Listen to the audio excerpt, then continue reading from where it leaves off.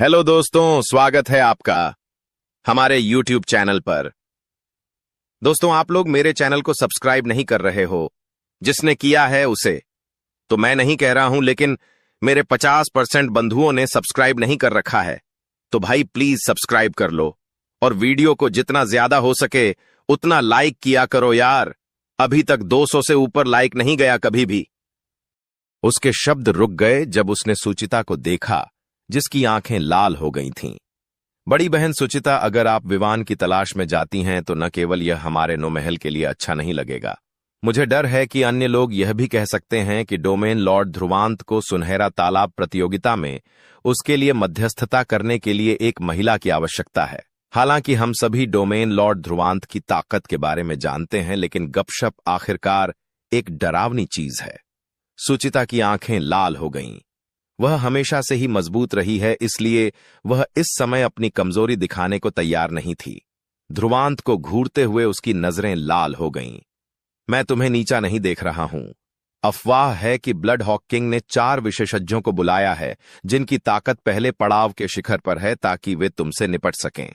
अगर कियान और बंटी को भी इस जाल में शामिल कर लिया जाए तो भले ही तुम शक्तिशाली हो, क्या तुम एक टुकड़े में पार कर पाओगे? ध्रुवांत ने अपनी दोनों आंखें सिकोड़ लीं और सुचिता को देखा, जिसकी आंखें लाल थीं, लेकिन फिर भी वह एक मजबूत चेहरा बनाए हुए थी। उसका दिल नरम हो गया और धीरे धीरे उदासीन भाव फीका पड़ गया और उसने नरम आवाज में कहा, बड़ी बहन सुचिता, निश्चिंत रहो। अगर वे मेरे खिलाफ कार्रवाई करते हैं, भले ही मैं इस सुनहरा तालाब पीक से बाहर न आ सकूं, वे सभी मेरे साथ होंगे। युवक की आवाज शांत और कोमल थी, लेकिन उसके शब्दों में एक अशुभ आभा और अदम्य आत्मविश्वास था जो दिल को दहला देने वाला था। वह अहंकारी नहीं था और न ही वह दिखावा करने की कोशिश कर रहा था। सुचिता ने अपनी लाल आंखों से ध्रुवांत को देखा।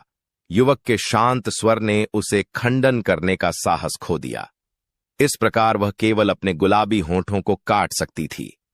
उस आकर्षक दृश्य से ऐसा लग रहा था जैसे उसे धमकाया जा रहा हो। यह बहुत प्यारा था। इसलिए ध्रुवांत ने जल्दी ही महसूस किया कि उस पर कई दुश्मनी भरी निगाहें थीं। यहां तक कि 9 सैनिकों के बीच भी कई बुरी निगाहें थीं। इससे यह देखा जा सकता है कि सुचिता को नौमहल के दिलों में बहुत अच्छी तरह से स्वीकार किया गया था, जो एक डोमेन लॉर्ड के रूप में उसके महत्व से कहीं अधिक था। अधिक से अधिक बुरी निगाहों का सामना करते हुए ध्रुवांत ने सूखी खांसी के साथ धीमी आवाज में कहा, ऐसी मत बनो बड़ी बहन सुचिता। निश्चिंत रहो, मेरी हड्डियां मजबूत हैं। दूसरों के हाथों पीट पीट कर मर जाना मेरे लिए आसान नहीं होगा। सुचिता ने ध्रुवांत की तरफ देखते हुए हंसना शुरू कर दिया। मुझे इस बात से कोई परेशानी नहीं है कि तुम पीट पीट कर मर जाओ। इसे मैं परेशान करने वाला और मुसीबत को आमंत्रित करने वाला समझो। मुझे डांट खानी चाहिए। उसके स्वर में थोड़ी नाराजगी थी। इतने सालों के बाद यह पहली बार था जब किसी ने उससे इस तरह बात की थी। अपनी बात खत्म करते हुए सुचिता मुड़ी और चली गई। बड़ी बहन सुचिता, निश्चिंत रहें। मेरे रहते कोई भी हमारे 9 पाताल महल की प्रतिष्ठा को नुकसान नहीं पहुंचा सकता, ध्रुवांत ने हल्की मुस्कान के साथ कहा। सुचिता ने हल्के से अपने कदम रोके और सूंघते हुए कहा, अपने प्रदर्शन के बारे में बताओ, अन्यथा तुम मुझसे दिव्य चेतना लिक्विड की एक बूंद पाने का सपना देख सकते हो, तो मुझे हाउसकीपर की बातों का ईमानदारी से पालन करना होगा। ध्रुवांत ने मुट्ठियां भींचते हुए मुस्कुराया। सुचिता ने हल्के से अपने होंठ एक तरफ कर लिए। अब ध्रुवांत पर कोई ध्यान नहीं दिया और तेजी से वहां से चली गई। ध्रुवांत भी पीछे मुड़ा और दूर ब्लड हॉक हॉल के पत्थर के मंच की ओर देखने लगा, जिससे उसकी काली पुतलियों में ठंडक दौड़ने लगी। चूंकि आप लोग खेलना चाहते हैं तो हमें खेलने दीजिए। जब इस क्षेत्र में युद्ध की उत्तेजना चरम सीमा तक पहुंच गई थी, तब इस क्षेत्र में अंततः 1 घंटी बजी थी और बिना समाप्त हुए काफी समय तक गूंजती रही थी। अंतरिक्ष में प्रकाश की स्थिति विकृत हो गई और 3 प्रकाश आकृतियां धीरे धीरे खुद को प्रकट करती हुई दिखाई देने लगीं। देखने से ऐसा लगता है कि वे तीनों ही ग्रेट हेवन लॉ डोमेन में सर्वोच्च स्थान पर थे। आकाश गिद्ध राजा, चेतना शिष्य राजा, साथ ही गहन एवं अथाह निद्रा राजा। जब वे तीनों प्रकट हुए तो नीचे खड़े असंख्य लोगों ने सम्मानपूर्वक उन्हें सलाम किया। यहां तक कि नौसेनापति ने भी अपने सिर थोड़े नीचे कर लिए थे। इस क्षेत्र में केवल वे 3 राजा ही उदासीनता से खड़े थे, अपनी स्थिति प्रदर्शित कर रहे थे जो किसी की पहुंच से परे थी। आकाश गिद्ध राजा ने अपना हाथ हिलाया। सभी को एक कोमल शक्ति की लहर महसूस हुई, जिसने सभी को एक बार फिर से अपने शरीर को सीधा करने पर मजबूर कर दिया। मुझे लगता है कि हर कोई ग्रेटलॉ सुनहरा तालाब के नियमों से वाकिफ है, इसलिए मैं आगे कुछ नहीं बोलूंगा। चाहे आप लोग शिखर पर चढ़ने के लिए कोई भी तरीका अपनाएं, किसी को कोई फर्क नहीं पड़ेगा। यहां केवल परिणाम मायने रखते हैं, तरीके नहीं। केवल 4 अंतिम लोग ही ग्रेटलॉ सुनहरा तालाब में प्रवेश कर पाएंगे। यह आपकी अपनी क्षमता पर निर्भर करेगा कि आप इसे कैसे जब्त करते हैं। आकाशीय गिद्ध राजा की वृद्ध आवाज धीरे धीरे गूंजने लगी। इस क्षेत्र में अचानक ठंडक महसूस हुई। कई विशेषज्ञों की आंखें धीरे धीरे तेज हो गईं। ग्रेटलॉ सुनहरा तालाब के लिए प्रतियोगिता में भाग लेने वाले लोग अपनी सेनाओं के बीच असाधारण प्रतिभाशाली थे। चाहे वे किसी भी प्रतिद्वंद्वी का सामना करें, वे निश्चित रूप से इतनी आसानी से डर महसूस नहीं करेंगे। इस प्रकार 4 कोटा के लिए लड़ाई निश्चित रूप से एक क्रूर प्रतियोगिता होगी। समय लगभग पूरा हो गया है। चेतना शिष्य राजा की आंखों में चेतना प्रकाश टिमटिमा रहा था जब वह उदासीनता से बोल रहा था। आकाश गिद्ध राजा और चेतना शिष्य राजा ने एक दूसरे को देखा और मुस्कुराते हुए अपने बगल में सोए हुए आदमी की ओर देखा। भाई चलो, सुनहरा तालाब पीक खोलते हैं। हालांकि वे 3 राजा थे, लेकिन वे दोनों हमेशा निंद्रा राजा के साथ विनम्र रहे थे, जो ग्रेट हेवनलॉ डोमेन के मामलों में हस्तक्षेप नहीं कर रहा था। वे जानते थे कि उन तीनों में से बाद वाला वह था जिस पर ग्रेट हेवनलॉ डोमेन के डोमेन शासक को सबसे अधिक भरोसा था। ठीक है। सोते हुए राजा ने अपनी छवि की परवाह किए बिना धीरे से अपना सिर हिलाते हुए जम्हाई ली। बज 3 राजाओं के हाथों से प्रकाश की 3 किरणें सीधे सुनहरा तालाब पीक पर गिरीं। उसके बाद सभी ने सुनहरा तालाब पीक के बाहर की जगह को धीरे धीरे विकृत होते हुए देखा, जैसे जैसे वह साफ होती गई।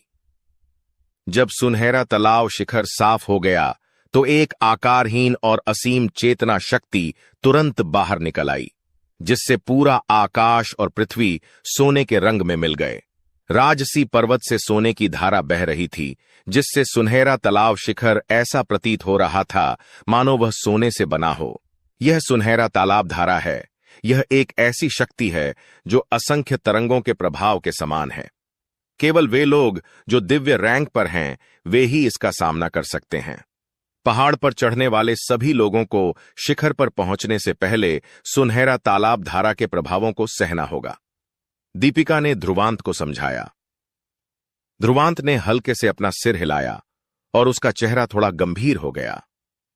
जाहिर है उसने महसूस किया था कि सुनहरा तालाब की धारा कितनी शक्तिशाली थी।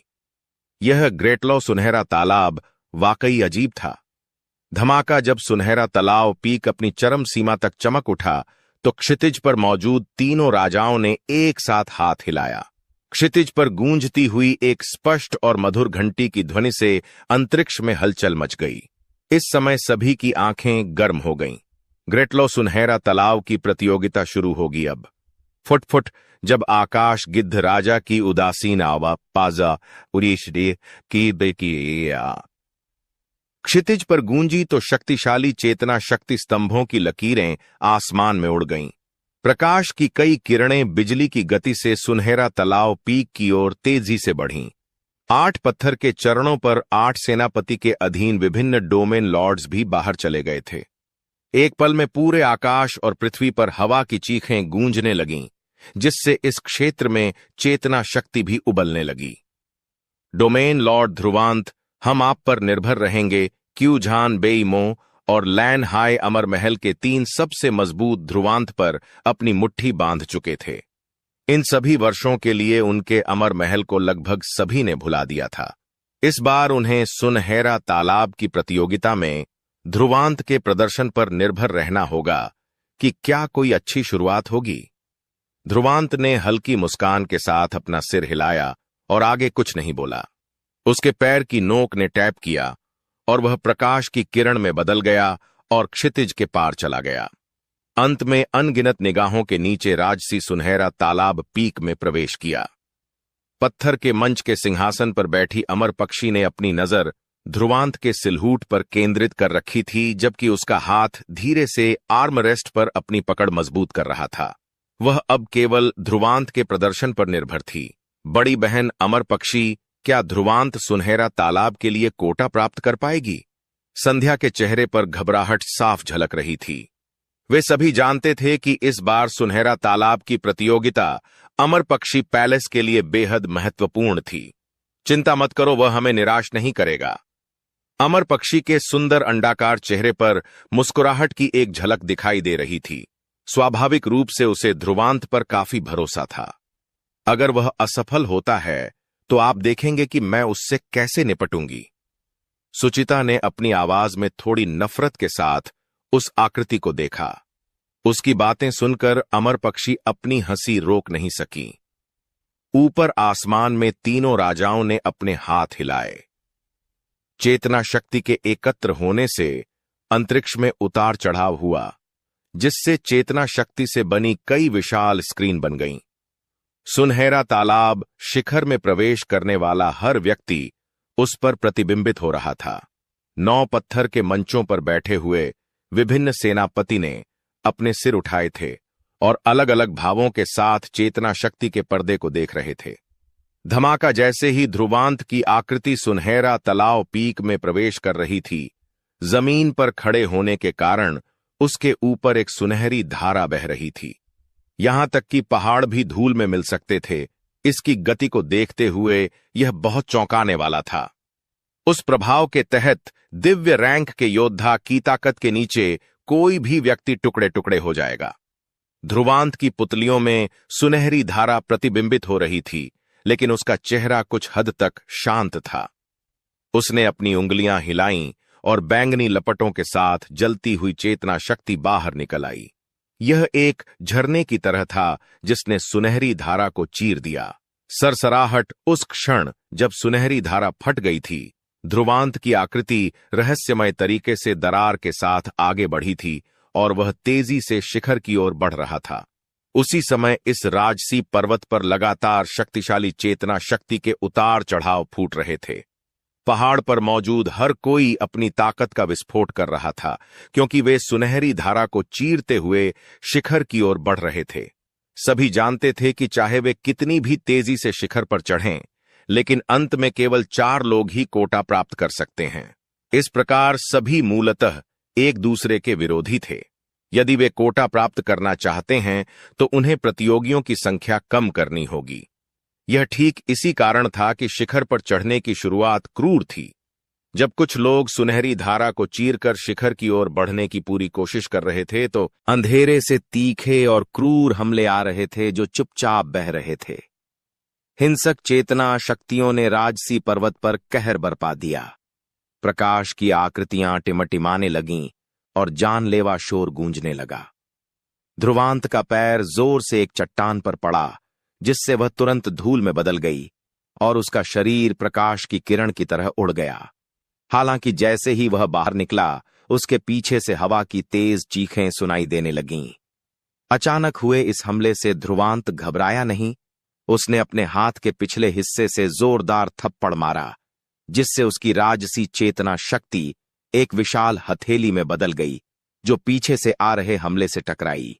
धमाका हिंसक चेतना शक्तियों ने तबाही मचा दी, क्योंकि उसके पीछे से एक गहरी कराहने वाली आवाज आई और एक आकृति उड़ गई और सुनहरी धारा में बह गई। वह आकृति बहुत ही घायल लग रही थी, क्योंकि वह तेजी से पीछे हट गया और अब ध्रुवांत को भड़काने की हिम्मत नहीं कर सका। ध्रुवांत आक्रामक नहीं था। उसने लापरवाही से एक नजर डाली और एक बार फिर तेजी से बाहर निकल गया। बमुश्किल 10 मिनट में ही उस पर करीब 10 हमले हो चुके थे। हालांकि ये हमले खास तौर पर उस पर लक्षित नहीं थे, यह महज संयोग था। आखिरकार यहां आने वालों में कोई सहयोगी भी नहीं था। अगर उन्हें प्रतियोगियों की संख्या कम करने का मौका मिल जाए तो कौन जाने उनके मौके बढ़ भी जाएं। ध्रुवांत ने अपना सिर उठाया और आंखें झपकाईं और सुनहरी धारा को घूरने लगा। अस्पष्ट रूप से वह आगे 10 आकृतियां देख सकता था जो तैरते हुए ड्रैगन की तरह थीं। उन्हें सुनहरा तालाब पीक पर चढ़ने वाला पहला समूह माना जा सकता है। उन आकृतियों से निपटना आसान नहीं था क्योंकि उनके पास अत्यधिक ताकत थी। ध्रुवांत ने पहले समूह में सीधे तौर पर अपना रास्ता नहीं बनाया क्योंकि वह जानता था कि अभी बहुत ज्यादा आकर्षक होना अच्छी बात नहीं है। इसके अलावा सुचिता की चेतावनी के कारण वह जानता था कि ब्लड हॉक किंग ने उससे निपटने के लिए लोगों की व्यवस्था की थी। अगर वह सावधान नहीं रहा तो उसे हार का सामना करना पड़ सकता है। वूश जैसे ही ध्रुवांत के दिमाग में विचार उमड़ रहे थे, अचानक 2 आकृतियां एक दूसरे के सामने आ गईं। उनमें से एक ने अपनी हथेली बाहर निकाली। हथेली ने सीधे सुनहरी धारा को चीर दिया और वह तेजी से दूसरे पक्ष की छाती पर जा गिरी। पूफ जिस व्यक्ति को मारा गया था उसके मुंह से खून निकला और वह पीछे की ओर भागा। उसके प्रतिद्वंद्वी ने उसका पीछा नहीं किया, उसने केवल अपनी नजर डाली और ध्रुवांत को देखा जो बहुत दूर नहीं था। दोनों ने एक दूसरे को देखा और उनके शरीर थोड़े तनावग्रस्त हो गए। ध्रुवांत की अभिव्यक्ति शांत थी। उसके सामने खड़ा व्यक्ति काफी साधारण दिख रहा था। उसका शरीर काफी लंबा और मजबूत था, मानो वह लोहे का टॉवर हो। हालांकि उसका शरीर मजबूत था, लेकिन उसकी आंखों से उसकी सतर्कता झलक रही थी। इस व्यक्ति की ताकत साधारण नहीं थी। ध्रुवांत के दिल में थोड़ी हैरानी की लहर दौड़ गई क्योंकि उसने अपने सामने खड़े व्यक्ति से कुछ हद तक चेतना शक्ति में उतार चढ़ाव महसूस किया था। साथ ही जिस बात ने उसे और भी अधिक आश्चर्यचकित किया वह यह था कि यह व्यक्ति 9 सेनापति के अधीनस्थों में से नहीं था, इसलिए वह ग्रेट हेवनलॉ डोमेन की सहायक सेना से होना चाहिए। उस मजबूत आदमी ने ध्रुवांत की तरफ एक नजर डाली। हालांकि वह उम्र के लिहाज से थोड़ा छोटा था, लेकिन उसे लगा कि उससे बहुत खतरा है। उसके सामने खड़ा युवक शांत और सौम्य लग सकता था, लेकिन उसकी हड्डियों में वह एक खूंखार बाघ था जो खतरा पैदा कर रहा था। इस प्रकार उस मजबूत आदमी ने ध्रुवांत की तरफ सिर्फ थोड़ा दोस्ताना अंदाज में सिर हिलाया था, जबकि उसका शरीर दूसरी दिशा की ओर उड़ गया था। उसके कार्यों के पीछे का अर्थ स्पष्ट था। हर कोई अपने काम से मतलब रखता था। ध्रुवांत ने उस मजबूत आदमी को जाते हुए देखा और अपने कदम थोड़े से रोक लिए। उसकी काली पुतलियों में ठंडक जम गई क्योंकि उसने 4 ठंडे उतार चढ़ावों को महसूस किया जो तेजी से आ रहे थे। ब्लड हॉक किंग द्वारा उससे निपटने के लिए भेजे गए लोगों ने अंततः कार्रवाई शुरू कर दी थी। राजसी पर्वत शिखर से स्वर्णिम धारा प्रवाहित हुई, जिससे संपूर्ण आकाश और पृथ्वी चमकदार स्वर्णिम प्रकाश से रंग गए, जिससे इस क्षेत्र में चेतना शक्ति तीव्र गति से उबलने लगी। इस विशाल भूमि पर ध्रुवांत की आकृति रुक गई। उसकी अभिव्यक्ति शांत थी, जैसे उसकी काली पुतलियों में एक ठंडी रोशनी घूम रही हो। उसने धीरे से अपना सिर घुमाया और आसपास के माहौल को देखा। उसकी पुतलियां सुनहरी रोशनी से भर गई थीं, यहां तक कि उसकी दृष्टि की रेखा में भी थोड़ी बाधा आई थी। हालांकि वह अभी भी स्पष्ट रूप से महसूस कर सकता था कि 4 ठंडे उतार चढ़ाव चुपचाप आगे बढ़ रहे थे, हत्या के इरादे से भरे हुए। चूंकि तुम यहां आ ही गए हो तो बाहर आ जाओ, चूहों की तरह क्यों छिप रहे हो? ध्रुवांत के होठों के कोने पर एक ठंडी मुस्कान लटकी हुई थी जब उसकी उपहासपूर्ण आवाज गूंजी। यह पहले से ही 1 के खिलाफ 4 है। क्या आप लोग शायद अभी भी कुछ सम्मान बचाने की कोशिश कर रहे हैं? जब ध्रुवांत की आवाज गूंजी तो क्षेत्र अभी भी शांत था। हालांकि यह शांति केवल 10 सांसों तक ही रही। उसके बाद कदमों की आवाज गूंजने लगी। 4 आकृतियां धीरे धीरे सुनहरी रोशनी से बाहर निकलीं, जो ध्रुवांत से बहुत दूर नहीं खड़ी थीं। उन चारों ने अलग अलग रंग के कपड़े पहने थे। उनकी आस्तीन पर बने पैटर्न से पता चलता था कि वे किसी अलग ताकत से थे, जिसका ब्लड हॉक हॉल से कुछ संबंध था। चारों चुपचाप खड़े थे। चेतना शक्ति का जबरदस्त दबाव उन पर फैल रहा था, यहां तक कि उनके नीचे की जमीन भी थोड़ी सी ढह गई थी। उनकी ठंडी निगाहें ध्रुवांत पर जहरीले सांपों की तरह टिकी हुई थीं। ध्रुवांत के काले शिष्य भी 4 लोगों पर केंद्रित थे। उनसे आने वाली चेतना शक्ति के उतार चढ़ाव को देखते हुए वे चारों अभी भी प्रथम पड़ाव के योद्धा थे, लेकिन उन्होंने संभवतः उस क्षेत्र के शिखर को प्राप्त कर लिया था। ताकत के मामले में महान हेवन लॉ डोमेन के डोमेन लॉर्ड्स के बीच भी उन्हें सर्वश्रेष्ठ माना जा सकता है। उससे निपटने के लिए ब्लड हॉक किंग ने काफी सोच विचार किया था। ऐसा लगता है कि मेरे लिए शिखर पर चढ़ना आसान नहीं होगा। जब ध्रुवांत को रोका गया तो सुनहरा तलाव पीक के नीचे से असंख्य निगाहें चेतना शक्ति प्रकाश स्क्रीन पर भी टिकी थीं, जिसमें वह मौजूद था। स्पष्ट रूप से उन्होंने ध्रुवांत की स्थिति को भी महसूस किया था। जब उन्होंने ध्रुवांत के सामने 4 लोगों को खड़ा देखा तो कई लोगों की आंखों में आश्चर्य की झलक दिखाई दी। साथ ही बड़बड़ाहट और फुसफुसाहट भी गूंजने लगी। वे 4 माउंट मंग की 4 घाटियों के प्रमुख प्रतीत होते हैं। इस स्थिति को देखते हुए वे वास्तव में अमर महल के नए डोमेन लॉर्ड से निपटने जा रहे हैं। हेह माउंट मैंग की 4 घाटियों का ब्लड हॉक हॉल के साथ बहुत अच्छा रिश्ता है। ब्लड हॉक किंग स्पष्ट रूप से अमर पक्षी पैलेस पर अत्याचार करने की कोशिश कर रहा है, उन्हें एक भी मौका नहीं दे रहा है। हां, वे 4 मुखिया लंबे समय से पहले पड़ाव के दिव्य रैंक के योद्धा में हैं, यहां तक कि ग्रेट हेवन लॉ डोमेन के डोमेन लॉर्ड्स के बीच भी उन्हें सर्वश्रेष्ठ माना जा सकता है। अगर वे चारों हाथ मिला लें तो ध्रुवांत की स्थिति बहुत सकारात्मक नहीं हो सकती है। कई बढ़िया बड़बड़ाहट और फुसफुसाहटों के साथ 9वें निचले महल की ओर कई निगाहें थीं। उनकी आंखों में कुछ दया और सहानुभूति थी। स्पष्ट रूप से दूसरों के दुर्भाग्य से खुश होने वालों में कोई कमी नहीं थी। उन नजरों के अलावा अमर पक्षी के चेहरे पर कोई भाव नहीं था। उसकी पुतलियां चेतना शक्ति प्रकाश स्क्रीन को घूर रही थीं और उसकी आंखों की गहराई में ठंडक बह रही थी। उसके बगल में संध्या का चेहरा घबराहट से भरा हुआ था, जबकि सुचिता ने अपने दांतों को भींच रखा था और उसकी हथेली पसीने से भरी हुई थी। वह स्वाभाविक रूप से समझ गई थी कि ध्रुवांत की वर्तमान स्थिति कितनी खतरनाक थी। ये माउंट मांग की 4 घाटियों के 4 प्रमुख हैं। ये 4 कमीने, सुचिता ने दांत पीसते हुए कहा। उन्हें याद रखना। अमर पक्षी ने हल्के से अपनी नजरें झुका लीं और शांत स्वर में कहा, लेकिन सुचिता ने उसके शब्दों में छिपे गुस्से और हत्या के इरादे को भांप लिया। जाहिर है अमर पक्षी किंग के दिल में पहले से ही माउंट मांग की 4 घाटियों के लिए नफरत थी। सुचिता ने हल्के से अपना सिर हिलाया। अगर कोई मौका मिला तो वह निश्चित रूप से माउंट मांग की 4 घाटियों को नहीं जाने देगी। बड़ी बहन अमर पक्षी, क्या ध्रुवांत ठीक होगा? संध्या चिंता से बाहर निकलकर पूछने से खुद को नहीं रोक पाई। हालांकि वह जानती थी कि ध्रुवांत सक्षम है, लेकिन उसके सामने आने वाले 4 प्रतिद्वंद्वी आसान नहीं थे।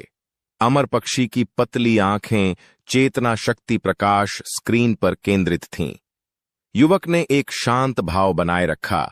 उसके इस रवैये ने उसे मुस्कुरा दिया, क्योंकि वह नरम और कोमल व्यक्ति नहीं था जिसे वह आसानी से डरा सकती थी। वह विजयी होंगे। सेनापति के सिंहासन पर बैठी हुई उसने अपने लंबे पैरों को खूबसूरती से पार किया और हल्के से अपना सिर घुमाया।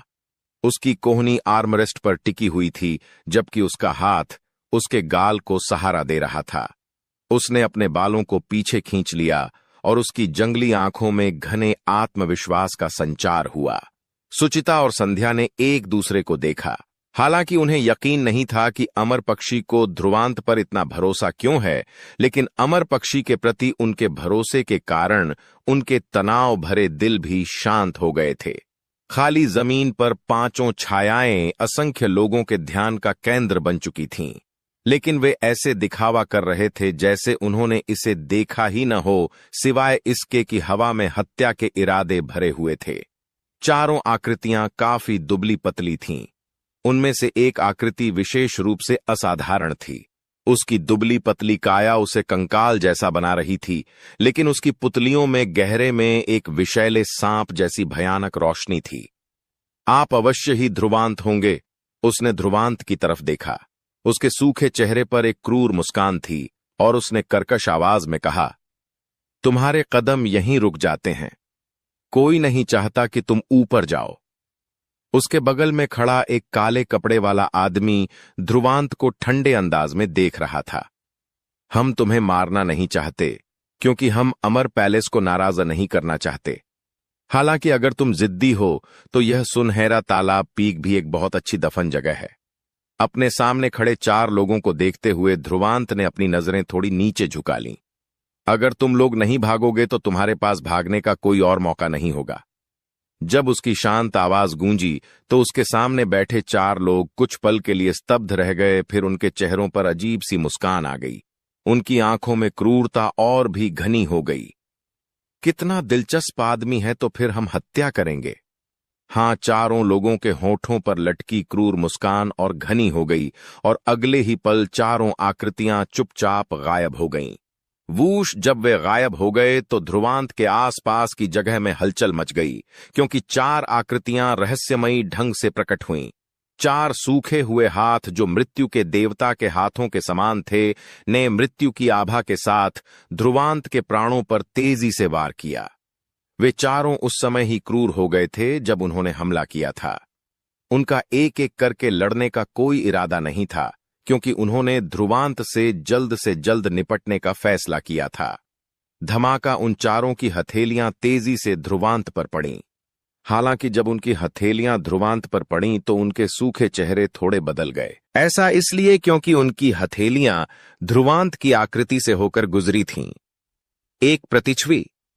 चारों योद्धाओं की आंखें सिकुड़ गईं। ध्रुवांत की गति वास्तव में उनसे अधिक थी। धमाका अचानक तेज गड़गड़ाहट हुई और चारों लोगों की आंखों के कोनों पर बिजली चमकने लगी। उसके बाद बिजली और भी ज्यादा चमकने लगी, क्योंकि 4 बड़ी हथेलियां जो बिजली से गढ़ी हुई लग रही थीं, चारों लोगों के पीछे के महत्वपूर्ण स्थानों पर निशाना साध रही थीं। वह प्रतिशोध अविश्वसनीय रूप से विचित्र था। यह इतना अधिक था कि इसने उन 4 अनुभवी दिव्य रैंक ओ को भी अपने भावों को दबाने पर मजबूर कर दिया। उनकी आस्तीनें तेजी से कांप उठीं, क्योंकि उनके पीछे असीम चेतना शक्ति एक प्रकाश पर्दे के रूप में बन गई थी। धमाका बिजली की तरह चमकने वाली हथेलियों ने एक ही झटके में प्रकाश की स्क्रीन को उड़ा दिया। लेकिन अवरोध के उस छोटे से क्षण में 4 आकृतियां तेज हमले से बचते हुए तेजी से उड़ गईं। चारों लोग पीछे हट गए। उनके सूखे चेहरे थोड़े गंभीर हो गए थे। उनकी आंखों में हत्या का इरादा और भी गहरा हो गया था। बहुत तेज प्रतिक्रिया गति।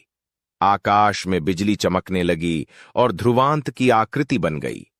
अभी उसका शरीर चांदी की तरह चमक रहा था। स्पष्ट रूप से उसने बिजली के देवता के शरीर को सीमा तक धकेल दिया था, क्योंकि वह उन चारों को एक अजीब मुस्कान के साथ देख रहा था। बिजली के देवता की काया का उपयोग करने के बाद उसने एक आश्चर्यजनक गति प्राप्त कर ली थी, लेकिन उसने कभी उम्मीद नहीं की थी कि वे चारों अभी भी उसे चकमा देने में सक्षम होंगे। ऐसा लगता है कि उनकी युद्ध इंद्रियां कमजोर नहीं हैं। चारों योद्धाओं ने ध्रुवांत को घूरते हुए ठंडी निगाहें रखीं। कुछ ही देर बाद उन्होंने गहरी सांस ली और उनके हाथों ने सीलें बना लीं। एक पल में एक दृश्यमान चेतना शक्ति तूफान फट गया। चेतना शक्ति के चक्रों में तीव्र उतार चढ़ाव आया, क्योंकि उन 4 लोगों के चारों ओर 4 विशाल प्रकाश आकृतियां तेजी से बन गईं। मृत वृक्ष शरीर उन गूंजती ठंडी आवाजों के साथ 4 हल्की आकृतियां तेजी से उन 4 लोगों के इर्द गिर्द बन गईं। वे वास्तव में 4 समान बड़ी आकृतियां थीं। स्पष्ट रूप से उन चारों ने एक ही दिव्य शरीर को परिष्कृत किया था। 4 सर्वोच्च दिव्य शरीर आकाश और पृथ्वी के बीच विशालकाय की तरह खड़े थे। चारों सर्वोच्च दिव्य शरीर भूरे काले रंग के थे। दूर से देखने पर वे मृत वृक्षों की तरह लग रहे थे, जो उस क्षेत्र में खड़े थे और मृत्यु जैसी आभा उत्सर्जित कर रहे थे। जैसे ही चारों सर्वोच्च दिव्य शरीरों ने सांस ली, चेतना शक्ति तूफान में बदल गई और वे इस क्षेत्र में सीटी बजाने लगे। उस हलचल ने सुनहरा तालाब पीक पर मौजूद हर एक विशेषज्ञ की निगाहों को अपनी ओर आकर्षित किया, जिसमें आश्चर्य और गंभीरता के निशान थे। चूंकि आप टोस्ट से इनकार करते हैं, तो अपना जीवन सौंप दें। 4 सर्वोच्च शरीरों ने ध्रुवांत पर भयंकर निगाहें डालीं, जबकि इस क्षेत्र में भयानक आवाजें गरजने जैसी गूंज रही थीं। कुछ ही देर बाद 4 विशाल ताड़ के पेड़ भेजे गए, जिन्होंने इस पहाड़ी जंगल को ढकते हुए सूरज को ढक दिया। धमाका ताड़ के पेड़ जमीन पर गिरने से पहले ही धरती टूटने लगी थी। यद्यपि मृत वृक्ष शरीर सर्वोच्च शरीरों की 99वें रैंकिंग में शामिल नहीं था, लेकिन जब 4 सर्वोच्च शरीर प्रकट हुए तो जो भय उत्पन्न हुआ वह सामान्य नहीं था। ध्रुवांत की आकृति को जमीन पर गिराते ही आसमान से एक भयानक चेतना शक्ति का दबाव गिरा। उसने अपना सिर उठाया। उसकी काली पुतलियों में एक बड़ी भूरी काली हथेली दिखाई दे रही थी और उसके होठों के कोने पर ठंडक दिखाई दे रही थी। ध्रुवांत ने अपनी दोनों मुट्ठियां कस लीं, क्योंकि उसके पीछे की जगह विकृत हो गई थी। उसका दिव्य सागर एक सीटी के साथ प्रकट हुआ, जिससे इस क्षेत्र में तापमान एक पल में विस्फोटक रूप से बढ़ गया। उसकी काली पुतलियां भी धीरे धीरे रंग बदल रही थीं। तुम लोग अभी भी मेरी जान लेने के योग्य नहीं हो। युवक का आकार भाले के समान था और उसकी ठंडी आवाज क्षितिज तक गूंज रही थी। धमाका ध्रुवांत के पीछे अंतरिक्ष हिंसक रूप से विकृत हो गया और उस विकृत अंतरिक्ष के भीतर एक विशाल दिव्य सागर सीटी बजाता हुआ देखा जा सकता था। चेतना शक्ति की एक जबरदस्त मात्रा बह गई, क्योंकि इसने घेरने वाले दबाव का विरोध किया। ध्रुवांत ने अपना सिर उठाया और उसकी आंखों में रोशनी आ गई, जबकि वह उन 4 हथेलियों को देख रहा था। उसने अचानक अपने दोनों हाथों से सीलें बना लीं और उसके शरीर से अचानक एक शानदार चेतना रोशनी निकल पड़ी। वहां ड्रैगन की दहाड़ें भी थीं, जो उस रोशनी से गूंज रही थीं। धमाका 4 बड़े ताड़ के पेड़ तेजी से ध्रुवांत की ओर गिरे। धरती तुरंत कांप उठी और बड़ी बड़ी दरारें फैल गईं। इस समय अंतरिक्ष भी ढह गया था। असंख्य निगाहें चेतना शक्ति प्रकाश स्क्रीन पर दृढ़ता से टिकी हुई थीं। अमर महल के इस नए डोमेन लॉर्ड से पहले ही निपटा जाना चाहिए था, है ना? 4 शिखर प्रथम श्रेणी दिव्य रैंक के योद्धाओं के एक साथ हमला करने की शक्ति ऐसी चीज नहीं थी जिसे हल्के में लिया जा सके। अमर पक्षी ने शांत भाव बनाए रखा, जबकि सुचिता और संध्या के चेहरे पीले पड़ गए। चारों प्रभुता संपन्न शरीर क्षितिज के पार खड़े होकर टूटी हुई धरती को देख रहे थे। हालांकि उनके चेहरे थोड़े टेढ़े थे, क्योंकि ध्रुवांत की आकृति उस स्थान पर नहीं थी। सावधान चारों लोगों के मुंह से चिल्लाहट निकली, लेकिन जैसे ही उनकी आवाजें उनके मुंह से निकलीं, उनके पीछे अचानक अंतरिक्ष फट गया और एक हल्का ड्रैगन उस फटे हुए स्थान से बाहर उड़ आया। उन चारों सेनापति के चेहरे बदल गए और उनकी आंखों में आश्चर्य के भाव उभर आए। ध्रुवांत की ताकत केवल प्रथम श्रेणी के दिव्य रैंक के योद्धा पर ही थी। वह अंतरिक्ष की दरारों से कैसे गुजर सकता था?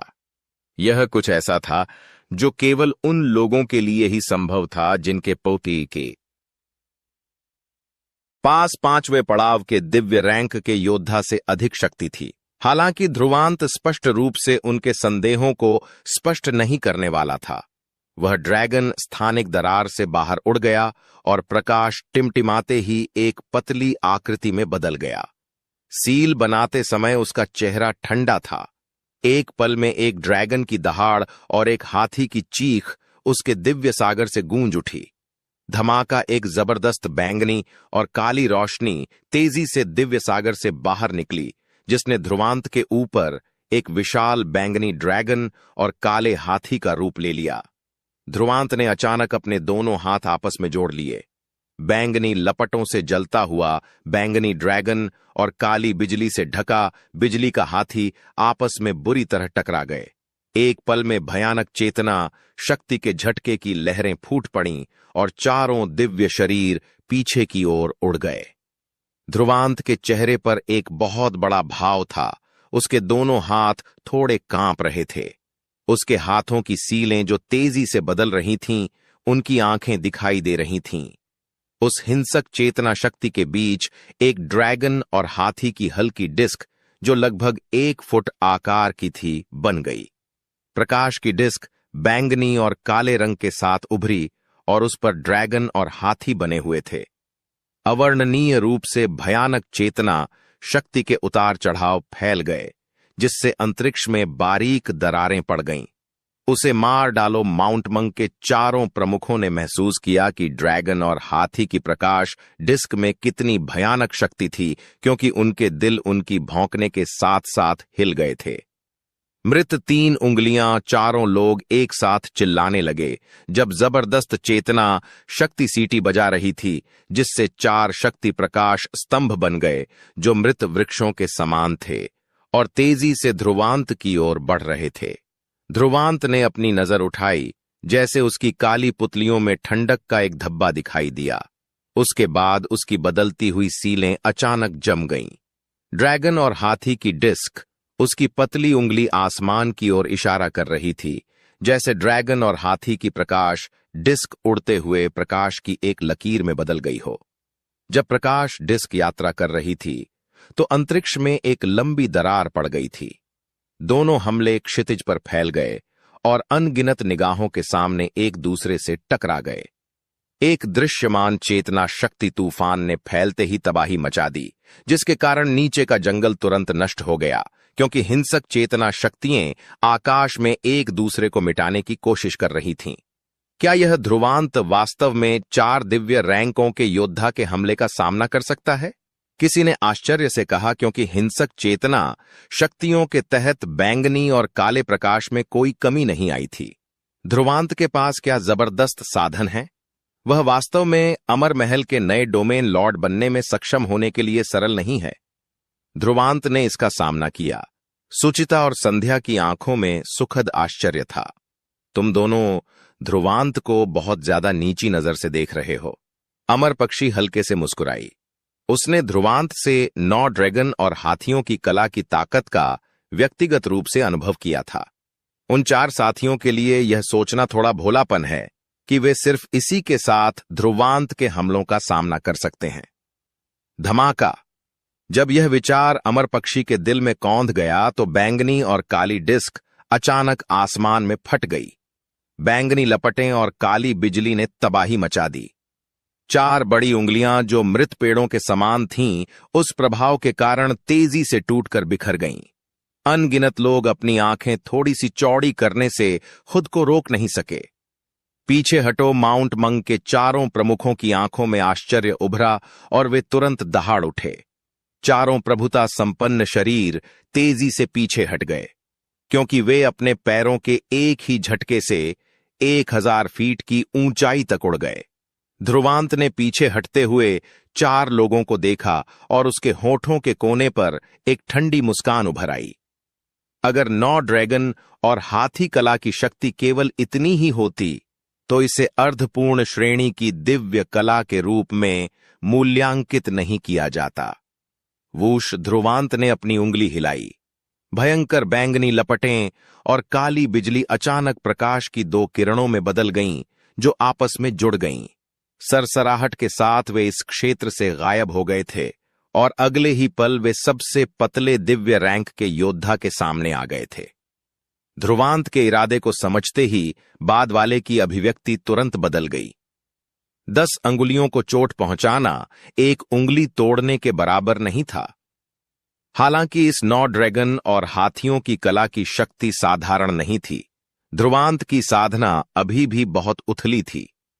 उसके लिए 4 संप्रभुओं को तुरंत मारना संभव नहीं था, लेकिन अगर यह उनमें से केवल एक पर लक्षित था, तो यह पर्याप्त से अधिक था। मृत वृक्ष कला सबसे दुबले पतले दिव्य रैंक के योद्धा ने दहाड़ते हुए कहा कि दिव्य सेलेस्टियल बॉडी पर सूखे रूण दिखाई दिए। दूर से देखने पर ऐसा लग रहा था कि यह इस क्षेत्र में खड़ा एक मुरझाया हुआ पेड़ है। धमाका! ध्रुवांत को जरा भी परेशानी नहीं हुई, क्योंकि बैंगनी लपटों और काली बिजली की रोशनी ने तुरंत बैंगनी ड्रैगन और बिजली के हाथी का रूप ले लिया। विनाशकारी रुख के साथ उन्होंने भारी दिव्य शरीर पर जोरदार हमला किया। प्रभाव का क्षण ज्वालामुखी विस्फोट के समान था। भयानक आघात तरंग ने इतना कहर बरपाया कि मृत वृक्ष शरीर एक विस्फोट के साथ ढह गया और एक दयनीय दिखने वाला व्यक्ति उसमें से उछला। उसके मुंह से ताजा खून बह रहा था। और वह भारी रूप से जमीन पर गिर गया, जिससे एक बड़ा और गहरा गड्ढा बन गया। यहां तक कि उसकी आभा भी मुरझा रही थी। वह स्पष्ट रूप से गंभीर रूप से घायल हो गया था और मृत्यु के करीब था। इस आकाश और पृथ्वी के बीच ठंडी हवा के अनगिनत झोंके गूंज रहे थे। कोई भी कल्पना नहीं कर सकता था कि बमुश्किल एक पल में एक संप्रभु विशेषज्ञ, जिसने अपने दिव्य शरीर को मार डाला था, पहले से ही ध्रुवांत द्वारा पराजित हो चुका था। गुदा, बचे हुए 3 दिव्य रैंक के योद्धाओं के चेहरे काफी बदल गए थे, क्योंकि कुछ ही देर बाद उनकी आंखों में हत्या का भाव उभर आया था।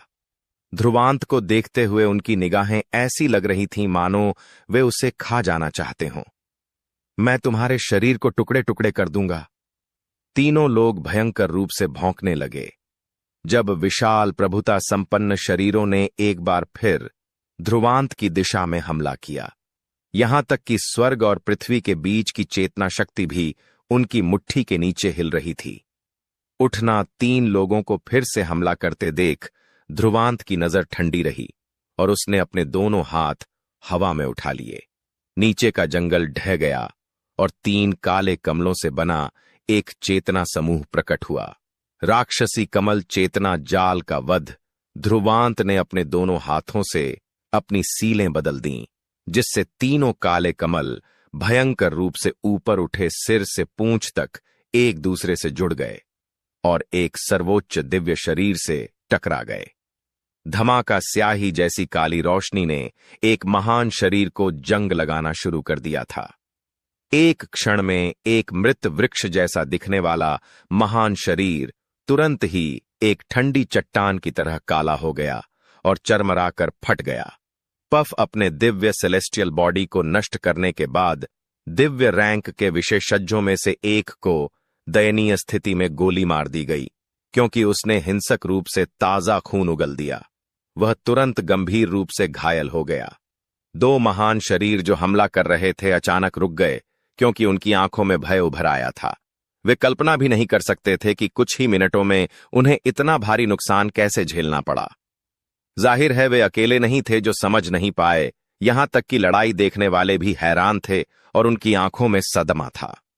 इस ध्रुवांत की ताकत माउंट मंक के 4 सिरों के बराबर थी, तो फिर उसकी लड़ने की शक्ति इतनी भयानक क्यों थी? सिर्फ 2 मुठभेड़ों में उसने 2 लोगों को तुरंत मार डाला था। आसमान में बचे हुए 2 दिव्य रैंकों योद्धाओं ने अब आगे बढ़ने की हिम्मत नहीं की, क्योंकि उन्हें नहीं पता था कि उनके सामने वाले युवक ने कितने साधन छिपा रखे हैं। अगर यह पहले जैसा ही था तो उनके सामने वाले 2 लोग इसके उदाहरण थे। पीछे हटना उन दोनों की निगाहें चमक उठीं और वे तुरंत भौंकने लगे। ध्रुवांत ने पहले 2 योद्धाओं को मारने के लिए जो तरीके अपनाए थे, उनसे उनमें बहुत बड़ा सदमा लगा। दोनों प्रभुता संपन्न शरीर बिना किसी लड़ाई के इरादे के तेजी से पीछे हट गए। मुझे डर है कि अब जाने में बहुत देर हो चुकी है। ध्रुवांत ने जब दोनों लोगों को जाते देखा तो वह ठंडे स्वर में मुस्कुराया। चूंकि वह पहले ही इसके लिए जा चुका था, इसलिए वह निश्चित रूप से नरम नहीं होगा। यह अब उत्तरी स्वर्ग चेतना अकादमी नहीं थी, बहुत नरम और अनिर्णायक होना मूर्खता थी। इस प्रकार उसके दोनों हाथों ने फिर से सीलें बना लीं और उसके सिर से प्रकाश का एक स्तंभ उड़ गया। 9 परतों वाला एक स्तंभ सीटी बजाता हुआ हवा के साथ फैल गया और नीचे की ओर दबा, जिससे उसके भीतर तीसरे चेतना दिव्य शरीर पर दबाव पड़ा। 9 परत वाले स्तंभ के शरीर पर सुनहरे ड्रैगन सीटी बजा रहे थे और सुनहरी लपटें उठ रही थीं। 10 सांसों से भी कम समय में तीसरा दिव्य शरीर झलकर राख हो गया, जबकि एक जली हुई काली आकृति कमजोर होकर आकाश से गिरी। एक और दिव्य रैंक का योद्धा पराजित हुआ। माउंट मैंग का आखिरी सिर बुरी तरह डर गया था और अपनी जान बचाने के लिए भाग रहा था। दूर से देखने पर ऐसा लग रहा था कि वह एक थका हुआ और घायल विशालकाय प्राणी था, जो बिना रुके सुनहरा तलाव पीक से बाहर निकल रहा था। उस आकृति को देखकर ध्रुवांत ने उसका पीछा नहीं किया और अंदर से राहत महसूस की। अपने 3 सबसे मजबूत ट्रम्प कार्ड को निष्पादित करना थोड़ा कठिन था, यहां तक कि उसके लिए भी। उसके दिव्य सागर में उसकी चेतना शक्ति का अधिकांश हिस्सा पहले ही समाप्त हो चुका था, लेकिन फिर भी वह इस बात से कुछ हद तक संतुष्ट था कि वह 3 प्रथम श्रेणी के दिव्य रैंक के योद्धाओं से इतनी शीघ्रता से निपट सकता था। जैसे ही उसने अपनी काली पुतलियां इधर उधर घुमाईं, उसकी आकृति आसमान से गिर पड़ी। एक पल में मानवीय आकृतियां बिना किसी दुश्मनी के जल्दी से पीछे हटने लगीं। ध्रुवांत ने उन पर कोई ध्यान नहीं दिया और वह पलटकर सुनहरा तलाव पीक की ओर उड़ गया। उसे विश्वास था कि कोई भी उसके प्रति फिर से कुशलता से काम नहीं करेगा। सुनहरा तलाव पीक के नीचे अनगिनत लोग चेतना शक्ति प्रकाश स्क्रीन में आकृति को देख रहे थे। इस पल में शुरुआती शोर शांत हो गया था। हर किसी के चेहरे पर आश्चर्य प्रकट हुआ। अब जाकर उन्हें समझ में आया कि अमर महल के इस नए डोमेन लॉर्ड के पास कितने भयानक कार्ड हैं। एक बनाम 4 और 3 को मारना, ऐसी उपलब्धि वास्तव में डरावनी थी। क्षितिज के पार तीनों राजा चुपचाप चेतना शक्ति प्रकाश स्क्रीन को आश्चर्य से देख रहे थे और वे युवक की आकृति को घूर रहे थे। यहां तक कि गहरी और अथाह नींद में सो रहे दिव्य रैंक ने भी अपनी आंखें खोल ली थीं। यह युवा सचमुच सरल नहीं है। ध्रुवांत, जीता, सुचिता और संध्या दंग रह गए जब उन्होंने अमर महल के पत्थर के मंच पर चेतना शक्ति प्रकाश स्क्रीन को देखा। जब उन्होंने देखा कि युवा धीरे धीरे दूर जा रहे हैं, तो वे अपने सदमे से उबर गए, क्योंकि उनकी आंखों में खुशी की चमक चमक उठी। संध्या खुशी से झूम उठे और यहां तक कि सुचिता, जो काफी अच्छे इरादों वाला था, ने भी एक छोटी सी मुस्कान का पीछा किया। ध्रुवांत ने जो ताकत दिखाई थी, वह वास्तव में उनकी उम्मीदों से परे थी। माउंट मंग के 4 प्रमुखों की ग्रेट हेवनलॉ डोमेन में भी कुछ प्रसिद्धि थी और उनकी ताकत भी काफी अच्छी थी। उनके एक साथ आने से वे द्वितीय श्रेणी के दिव्य रैंक के योद्धा के विशेषज्ञ का भी सामना कर सकते थे, लेकिन अभी वे ध्रुवांत द्वारा इतनी दयनीय स्थिति में आ गए थे। युवा के प्रदर्शन ने सभी को आश्चर्यचकित कर दिया। यहां तक कि अमर पक्षी में भी दीपिका और बाकी लोगों की आंखें चौंक गई थीं, क्योंकि उनके दिलों में ध्रुवांत के लिए प्रशंसा बढ़ गई थी। इससे कोई फर्क नहीं पड़ता कि यह कहां था, ताकत सबसे कठिन औचित्य थी। अगर उनके अमर पक्षी ट्रूप के पास ऐसा डोमेन लॉर्ड हो सकता है, तो यह कोई बुरी बात नहीं होगी। आरोहण की लड़ाई अभी शुरू हुई है। अगर वह अंतिम योग्यता प्राप्त नहीं कर सकता है, तो यह बेकार है, चाहे उसका प्रदर्शन कितना भी उत्कृष्ट क्यों न हो। अमर पक्षी सबसे शांत थी, क्योंकि वह बहनों को देखते हुए मुस्कुरा रही थी। यह बेकार कैसे है? आखिरकार ध्रुवांत की उम्र थोड़ी कम है। वह अभी अभी ग्रेट हेवनलॉ डोमेन में आया था, इसलिए अगर वह असफल होता है तो यह उचित है। भले ही वह इस बार असफल हो जाए, लेकिन वह निश्चित रूप से अगली बार जीतेगा। संध्या ने बचाव करते हुए कहा कि उसे ध्रुवांत के साथ अन्याय महसूस हो रहा है। आखिरकार उसने पहले ही एक बेहतरीन काम किया था। सुचिता, जो उसके बगल में थी, ने एक भी शब्द नहीं बोला। संध्या की तुलना में वह स्वाभाविक रूप से थोड़ी अधिक परिपक्व थी, और भले ही वह जानती थी कि ध्रुवांत ने वास्तव में एक उत्कृष्ट काम किया है, वास्तविकता कठोर थी। चाहे वह कितना भी उत्कृष्ट क्यों न हो, केवल वे ही ध्यान का केंद्र होंगे जो शिखर पर खड़े होंगे।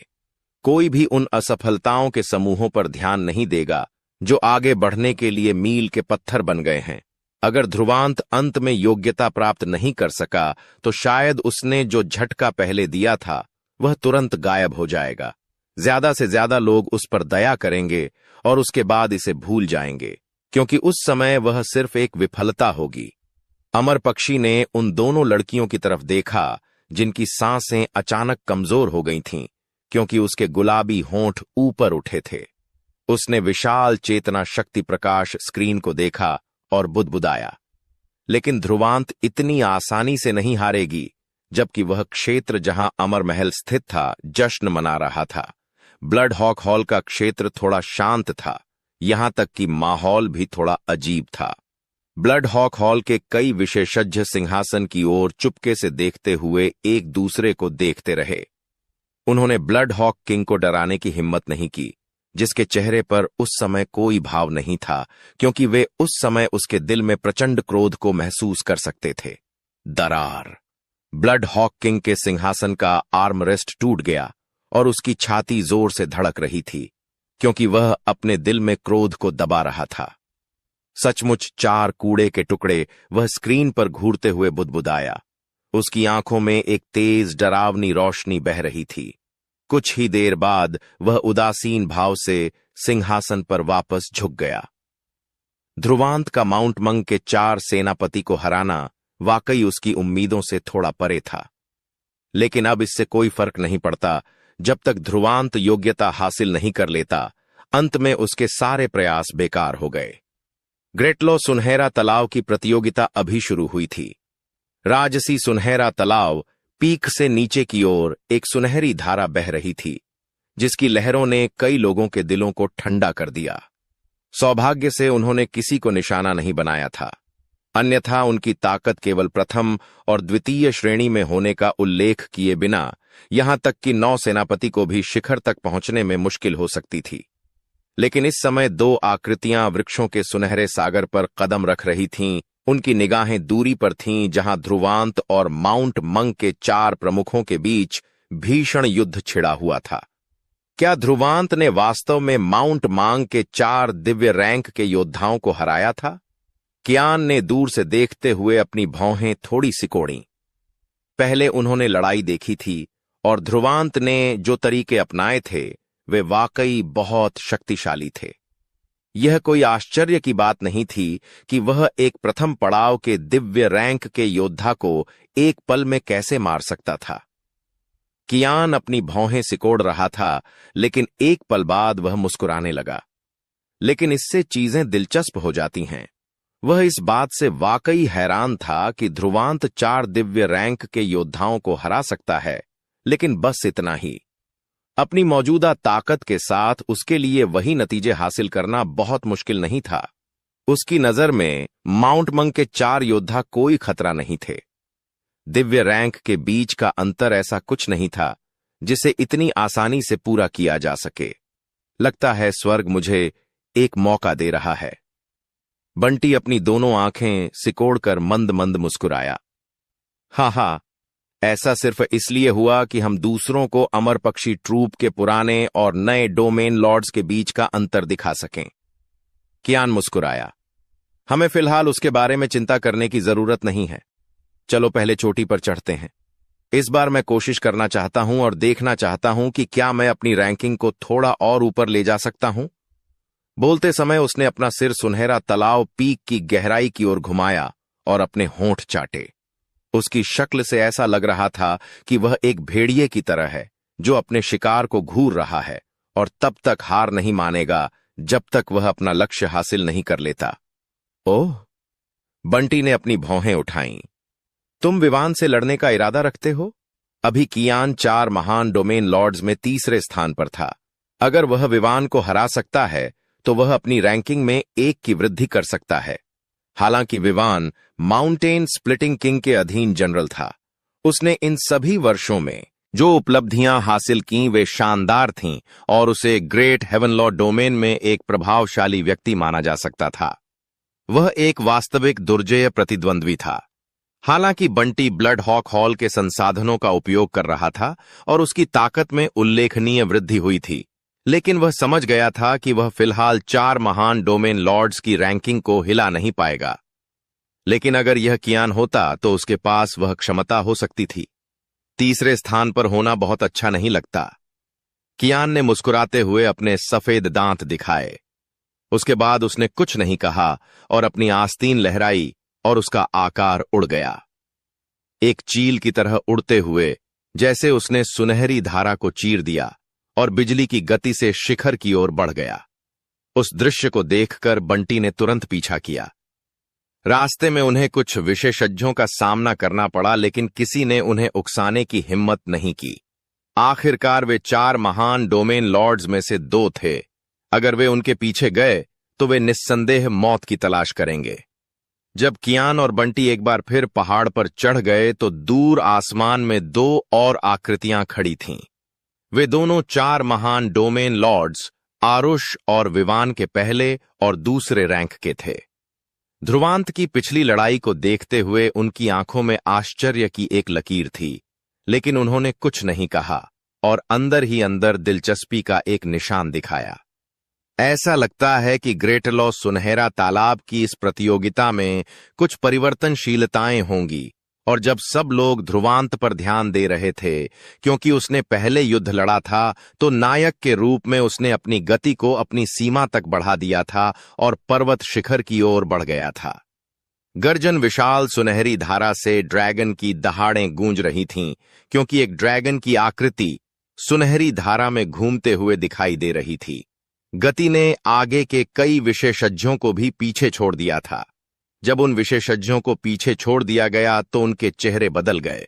वे कुछ पल के लिए हिचकिचाए, लेकिन अंत में उन्होंने हमला न करने का फैसला किया, क्योंकि उनके पास एक विशेषज्ञ को हराने का आत्मविश्वास नहीं था जो माउंट मैंग के 4 संप्रभुओं को हरा सकता था। ड्रैगन की आकृति निस्संदेह ध्रुवांत थी। उसने कुछ समय पहले व्हाइट ड्रैगन से ड्रैगन सोरिंग आर्ट, एक दिव्य कला, प्राप्त की थी। शुरुआत में इस दिव्य कला ने ध्रुवांत के लिए काफी मदद की थी, लेकिन उसके मजबूत होने के साथ साथ ड्रैगन सोरिंग आर्ट का प्रभाव भी धीरे धीरे कम होता गया, जब तक कि वह सॉवरेन दायरे में नहीं आ गया। जब वह दिव्य रैंक के योद्धा में पहुंचा तो ध्रुवांत ड्रैगन सोरिंग कला का उपयोग उच्चतम स्तर तक कर सकता था, जो ड्रैगन की शरीर था। इस चरण को प्राप्त करने के बाद वह एक ड्रैकोनिक आकृति में बदल सकता था, क्योंकि उसने दूरी को कम करने के लिए, अंतरिक्ष को चीरने के लिए रहस्यमय शक्ति का उपयोग किया था।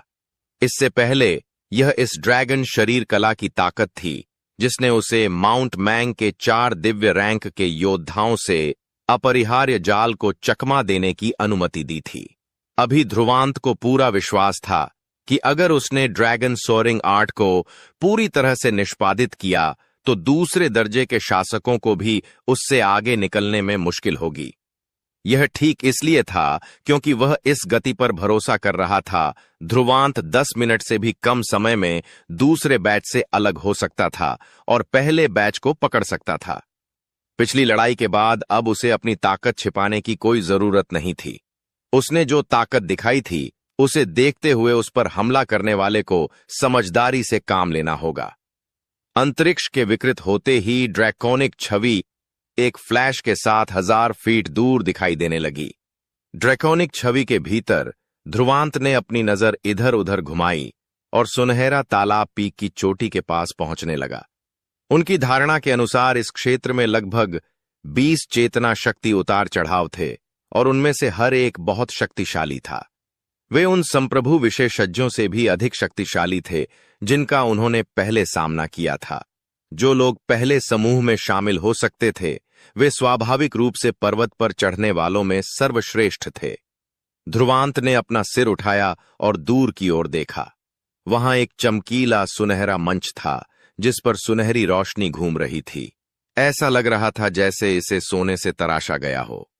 वह जानता था कि यह ग्रेटलॉ गोल्ड स्टेज था, जो ग्रेटलॉ सुनहरा तालाब की ओर जाने वाला एकमात्र रास्ता था। केवल इसी मार्ग से होकर वह शिखर पर चढ़ने की योग्यता प्राप्त कर सकता था। उसके पैर ने टैप किया और जैसे ही वह आगे बढ़ा, उसका आकार ड्रैगन में बदल गया। हालांकि जब वह लगभग 100 फीट आगे बढ़ा तो उसका आकार अचानक रुक गया और ड्रैकोनिक छवि फीकी पड़ गई और एक मानव रूप में वापस आ गई। ध्रुवांत हवा में खड़ा था और अपनी संकुचित आंखों के इर्द गिर्द नजर घुमा रहा था। पेड़ों के इस विशाल सागर में कई आकृतियां चुपचाप खड़ी थीं और एक दूसरे से कुछ दूरी पर थीं। उनमें से प्रत्येक आकृति की निगाहें बाजों और बाजों के समान तेज थीं, जिनके चारों ओर प्रचंड चेतना शक्ति प्रवाहित हो रही थी, जो हिंसक तूफानों की सीटी को आकर्षित कर रही थी।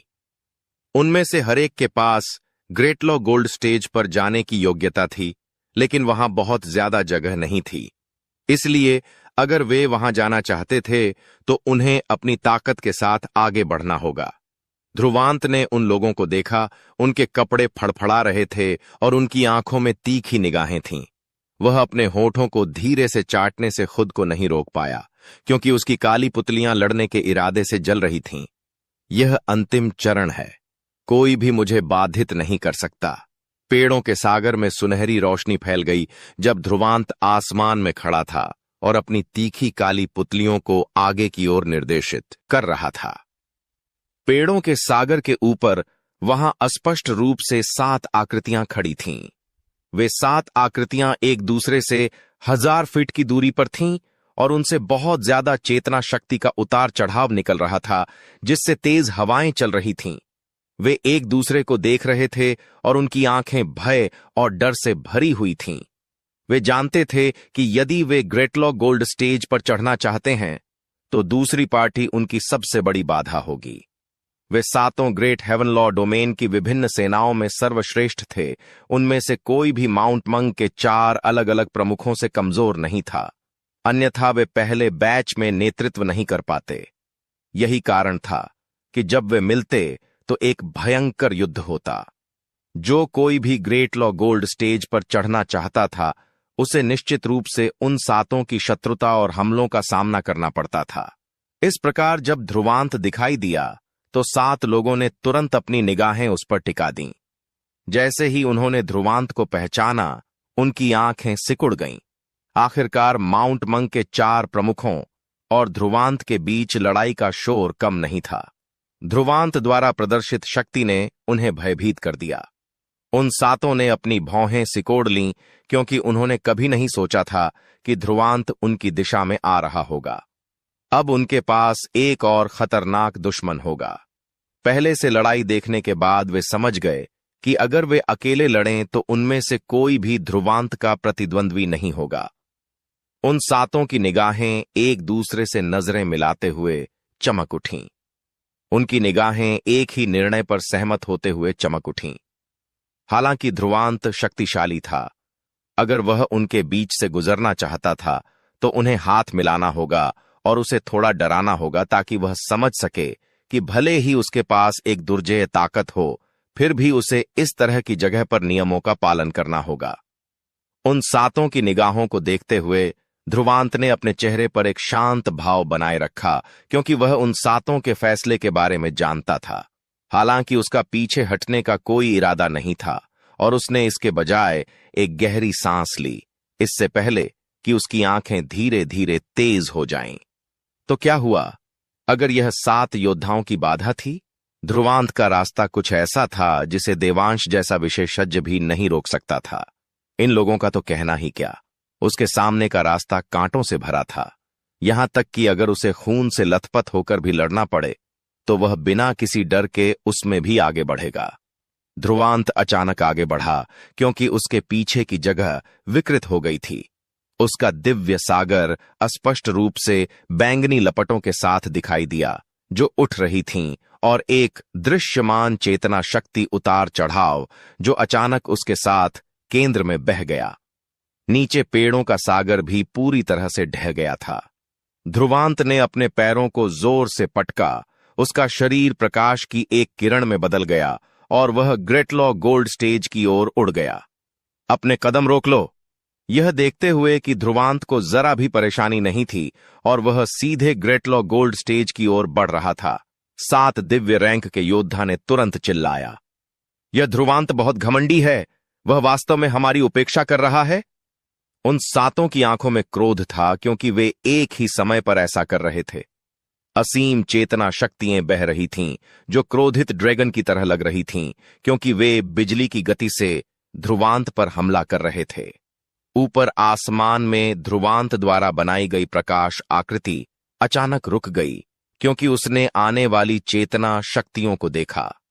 जब उसने अपने पैर पटके तो उसकी पुतलियों में ठंडक दौड़ गई। उसके सिर से प्रकाश की एक काली धारा आसमान में उड़ी। इस समय एक अवर्णनीय अशुभ आभा भी फूट पड़ी थी।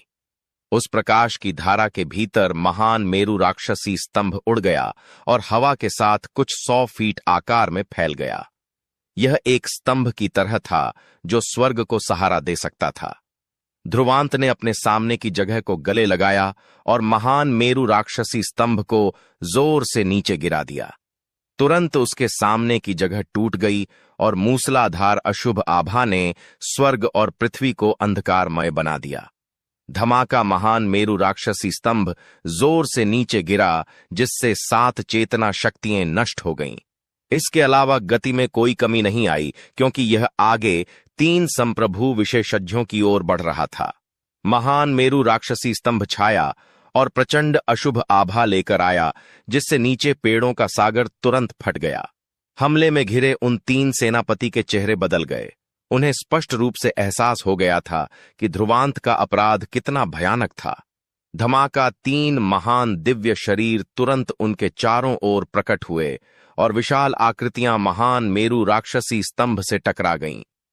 एक क्षण में तूफान आ गया और कुछ हजार फीट के दायरे में पेड़ों का सागर तुरंत जमीन पर आ गया।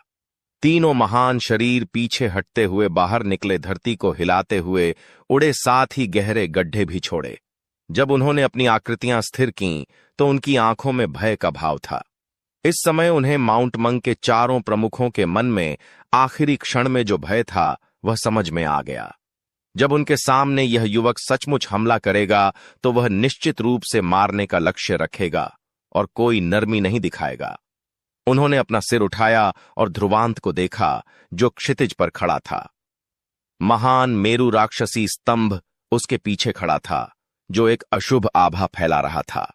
वह अशुभ आभा एक आदिम राक्षसी देवता की आभा के समान थी। दुबले पतले युवक की काली पुतलियां ऐसी लग रही थीं मानो उनमें आग धधक रही हो। उसके चेहरे पर भावनाओं का कोई उतार चढ़ाव नहीं था, लेकिन उसकी निगाहें उनके दिलों में एक झटका महसूस करा रही थीं। यह एक दृढ़ दृष्टि थी, जो ऐसा प्रतीत हो रही थी कि उसे कोई भी चीज हिला नहीं सकती। उनके रास्ते पर चलने के लिए उनके सामने खड़े युवा ऐसा लग रहा था जैसे वह अपनी जान की कीमत चुका सकते हैं, और चाहे कोई भी उनके रास्ते में बाधा डाल रहा हो, वे सभी उनके पैरों के नीचे राख हो जाएंगे। धमाका जब वे अपने दिलों में चौंक गए, तो ध्रुवांत की आकृति हिल गई और सीधे महान मेरु राक्षसी स्तंभ के ऊपर दिखाई दी। महान मेरु राक्षसी स्तंभ प्रकाश की एक अंधेरी किरण में बदल गया और उड़ गया।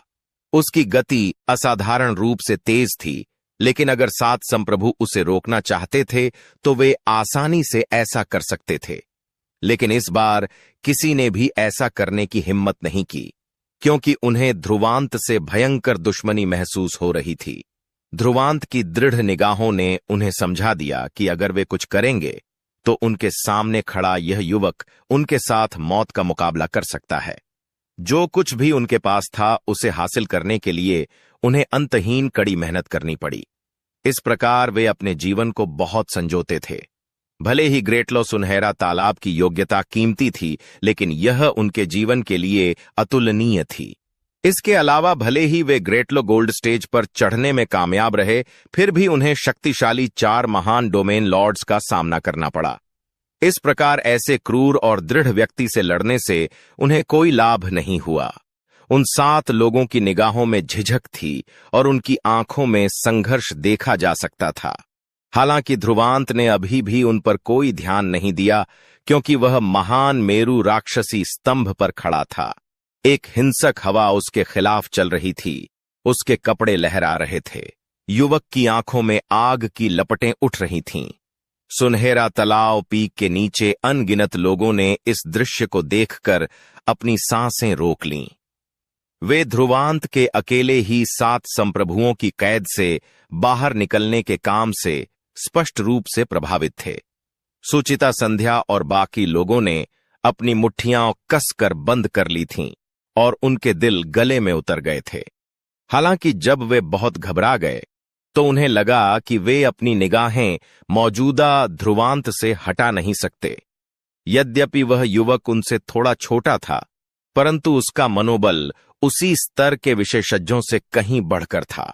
अनगिनत निगाहों के सामने ध्रुवांत 7 सेनापति के घेरे में घुस गया, लेकिन वह रुका नहीं और उसने शांति से महान मेरु राक्षसी स्तंभ को नियंत्रित किया और बाहर निकल गया। अंत में वह 7 सेनापति के चेहरों को छूता हुआ निकल गया। शुरू से लेकर अंत तक उन 7 सेनापति ने कोई आक्रमण नहीं किया। यह इतना ज्यादा था कि जब ध्रुवांत उनके पास से गुजरा, तो उन्होंने अंदर ही अंदर राहत की सांस ली। उस युवक की नजर ने उन्हें समझा दिया कि अगर वे हमला करेंगे तो भले ही वे आज ध्रुवांत को रोक सकें, लेकिन उन्हें इसकी बहुत बड़ी कीमत चुकानी पड़ेगी। वे कल्पना भी नहीं कर सकते थे कि एक युवा की नजर इतनी दृढ़ और तेज कैसे हो सकती है, लेकिन उनके वर्षों के प्रशिक्षण ने उन्हें यह समझा दिया कि इस तरह के व्यक्तित्व को भड़काना अच्छा नहीं है। इस प्रकार वे केवल असहाय होकर अपने होठों को एक तरफ फेंक सकते थे और अगले ही पल राहत महसूस कर सकते थे।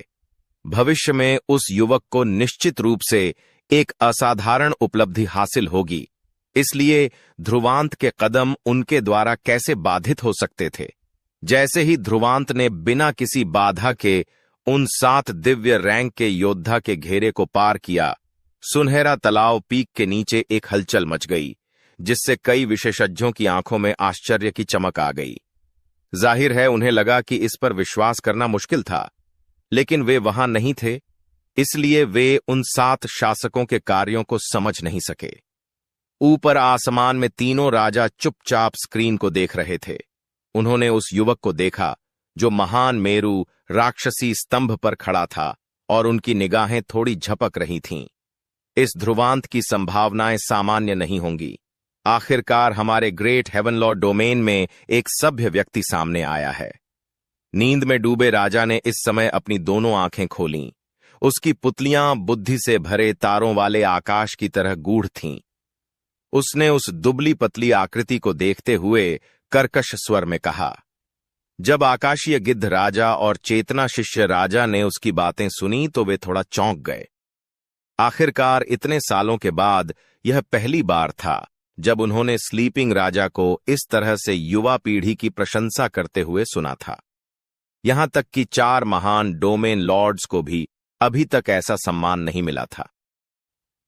आकाश गिद्ध राजा का अमर पक्षी के साथ अच्छा रिश्ता था, इसलिए वह मौके पर मुस्कुराया, जबकि चेतना शिष्य राजा ने उदासीनता से कहा, दुनिया में बहुत सारे प्रतिभाशाली लोग हैं, यहां तक कि जो असाधारण रूप से उत्कृष्ट हैं वे भी आकाश में सितारों जितने ही हैं, लेकिन अंत में बहुत कम ही उभर कर सामने आ पाता है। निंद्रा राजा ने उसकी बातें सुनकर मुस्कुराया और उसकी आंखें फिर से नींद से भर गईं। पेड़ों के सागर पर उन 7 दिव्य रैंक के योद्धाओं की कैद से गुजरने के बाद ध्रुवांत ने अपनी आस्तीन लहराई और अपने शरीर में महान मेरू राक्षसी स्तंभ को संग्रहित किया। कुछ ही देर बाद उसने अपने पैरों को हवा में थपथपाया और उसका आकार उड़ गया। 10 से ज्यादा सांसों में सोने और चमकते ग्रेटलो गोल्ड स्टेज पहले ही उसके सामने आ चुका था। वह आगे बढ़ा और अपने पैर उस पर रख दिए। यह एक दृढ़ अनुभूति थी जिसने उसके होठों के कोने पर एक चाप उठाया। वह आखिरकार इस ग्रेटलॉ गोल्ड स्टेज पर था। यहां से ग्रेटलॉ सुनहरा तालाब उसकी पहुंच में होगा। पहाड़ की चोटी की ओर जाने के लिए चमकदार सुनहरा मंच ही एकमात्र रास्ता था। जैसे ही सुनहरी रोशनी फैली, ऐसा लगा जैसे सुनहरा तरल बह रहा हो। यह दृश्य असाधारण रूप से चमकदार था। पक्का ध्रुवांत के पैर सुनहरे मंच पर पड़े और उसने अपनी नजरें इधर उधर घुमाईं। सुनहरा मंच लगभग 10,000 फीट बड़ा था। यह बहुत विशाल था, लेकिन अब इस सुनहरे मंच पर सिर्फ कुछ ही आकृतियां थीं। सही रूप से कहें तो वहां केवल 5 छायाचित्र थे। इसके अलावा ध्रुवांत ने पहले भी 5 छायाएं देखी थीं। उन 5 में से 4 ग्रेट हेवन लॉ डोमेन के वर्तमान 4 महान डोमेन लॉर्ड थे। 5वां आंकड़ा वह लंबा और मजबूत आदमी था जिसे ध्रुवांत ने पहली बार सुनहरा तालाब पीक में प्रवेश करते समय देखा था। उसने कभी नहीं सोचा था कि यह व्यक्ति ग्रेट लॉ गोल्ड स्टेज तक भी पहुंच सकता है। जब ध्रुवांत उन 5 लोगों को देख रहा था तो 5 की निगाहें भी उस पर जमी हुई थीं। कियान और बंटी के अलावा जो उसे ठंडी निगाहों से देख रहे थे, बाकी 3 लोग थोड़े हैरान थे। उन्होंने भी ध्रुवांत के 7 संप्रभुओं को पीछे छोड़ने का दृश्य देखा था।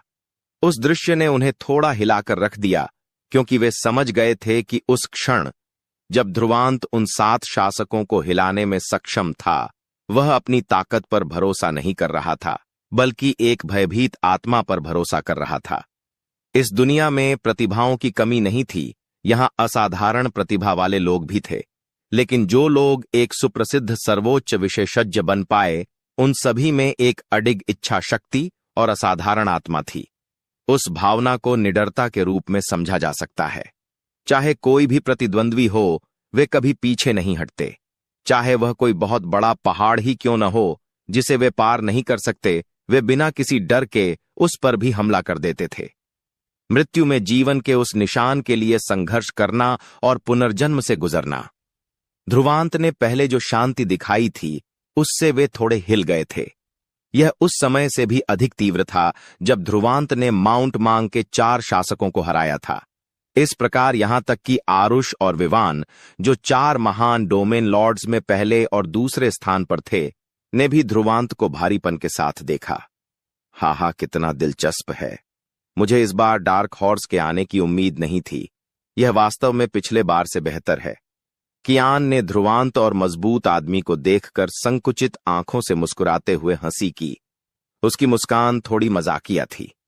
ध्रुवांत ने शांत भाव बनाए रखा और धीरे धीरे उत्तर की ओर कोने की ओर आगे बढ़ा। उसके साथ ग्रेट लॉ गोल्ड स्टेज पर कुल 6 लोग थे, लेकिन ग्रेट लॉ सुनहरा तालाब के लिए केवल 4 योग्यताएं थीं। इसका मतलब था कि 2 लोगों को बाहर कर दिया जाएगा। जो लोग ग्रेट लॉ गोल्ड स्टेज पर चढ़ सकते थे और बाधाओं की परतों को पार कर सकते थे, वे ग्रेट हेवन लॉ डोमेन की युवा पीढ़ियों में सर्वश्रेष्ठ थे। 2 को हराने की कठिनाई शायद पहले की लड़ाइयों से भी अधिक कठिन थी। ध्रुवांत की नजर थोड़ी बदल गई। उसका शरीर शायद शांत हो गया था, लेकिन उसके शरीर के भीतर चेतना शक्ति एक क्रूर ड्रैगन की तरह दहाड़ रही थी। वह किसी भी हमले से निपटने के लिए भयानक शक्ति के साथ विस्फोट करने की तैयारी कर रहा था। जब ध्रुवांत चुप हो गया तो बाकी 5 ने भी ग्रेट लॉ गोल्ड स्टेज पर कुछ नहीं कहा, लेकिन कोई भी यह महसूस कर सकता था कि सुनहरे मंच पर एक अंतर्धारा बह रही थी। इन 6 में से कौन से 2 बाहर हो जाएंगे? सुनहरा तालाब पीक के नीचे हर किसी की नजर ग्रेट लॉ गोल्ड स्टेज पर टिकी थी। कई लोग घबराए हुए थे क्योंकि यह अंतिम लड़ाई थी। जब तक कोई परिणाम नहीं आता, ग्रेट लॉ सुनहरा तालाब की 4 योग्यताओं की घोषणा की जाएगी। लेकिन मौजूदा स्थिति को देखते हुए ध्रुवांत और उस मजबूत आदमी के खत्म होने की संभावना सबसे ज्यादा थी। हालांकि वे डार्क हॉर्स थे, लेकिन 4 महान डोमेन लॉर्ड्स की तुलना में उनकी नींव अभी भी कुछ हद तक कमजोर थी, जिनकी प्रसिद्धि बहुत पहले ही स्थापित हो चुकी थी। कई लोगों की निगाहों के सामने कियान की निगाहें एक जहरीले सांप की तरह थीं जब वह ग्रेट लॉ गोल्ड स्टेज पर घूमा और अंत में ध्रुवांत और मजबूत आदमी पर गिर गया। वह मुस्कुराया। तुम दोनों नए हो, इसलिए तुम दोनों ही अंतिम लड़ाई के लिए अपने प्रतिद्वंद्वी का चयन करोगे। इसे हम तुम दोनों को तुम्हारे वरिष्ठों के रूप में दी जा रही वरीयता समझो, लेकिन जाहिर है तुम आपस में भी चुन सकते हो, जो थोड़ा आसान भी होगा। उसकी मुस्कान थोड़ी क्रूर थी और उसके शब्दों के पीछे छिपा अर्थ स्पष्ट था। वह अंतिम क्वालिफिकेशन हासिल करने से पहले ध्रुवांत को मजबूत खिलाड़ी के खिलाफ खड़ा करने की कोशिश कर रहा था। ध्रुवांत उदासीन रहा और उससे परेशान नहीं हुआ। कियान मुस्कुराया। उसे इससे कोई परेशानी नहीं हुई और उसने अपनी नजर उस मजबूत आदमी पर डाल दी। कियान की निगाह में मजबूत आदमी की निगाहें बदल रही थीं। मौजूदा स्थिति को देखते हुए ध्रुवांत से निपटना स्पष्ट रूप से आसान था। हालांकि वह असभ्य लग रहा था, वह अपने दिल में ईमानदार था और उसकी गहरी इंद्रियों ने उसे बताया कि ध्रुवांत नाम का युवक इतना सरल नहीं लग रहा था। ऐसा लग रहा था कि उसकी काली पुतलियों की गहराई में एक खूंखार बाघ छिपा हुआ है।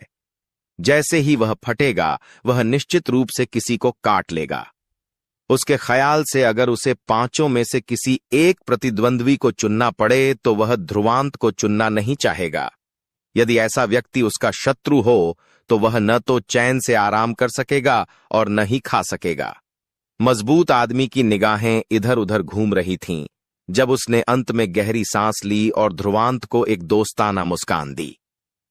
कुछ ही देर बाद उसने अपनी नजरें कियान पर घुमाईं और अपनी मुट्ठी बांधकर मुस्कुराया। ग्रेट हेवन लॉ डोमेन के तहत लायन टाइगर माउंटेन के हर्षित डोमेन लॉर्ड कियान से शिक्षा लेना चाहते हैं। जब उसने बात की तो कियान का चेहरा तुरंत फीका पड़ गया।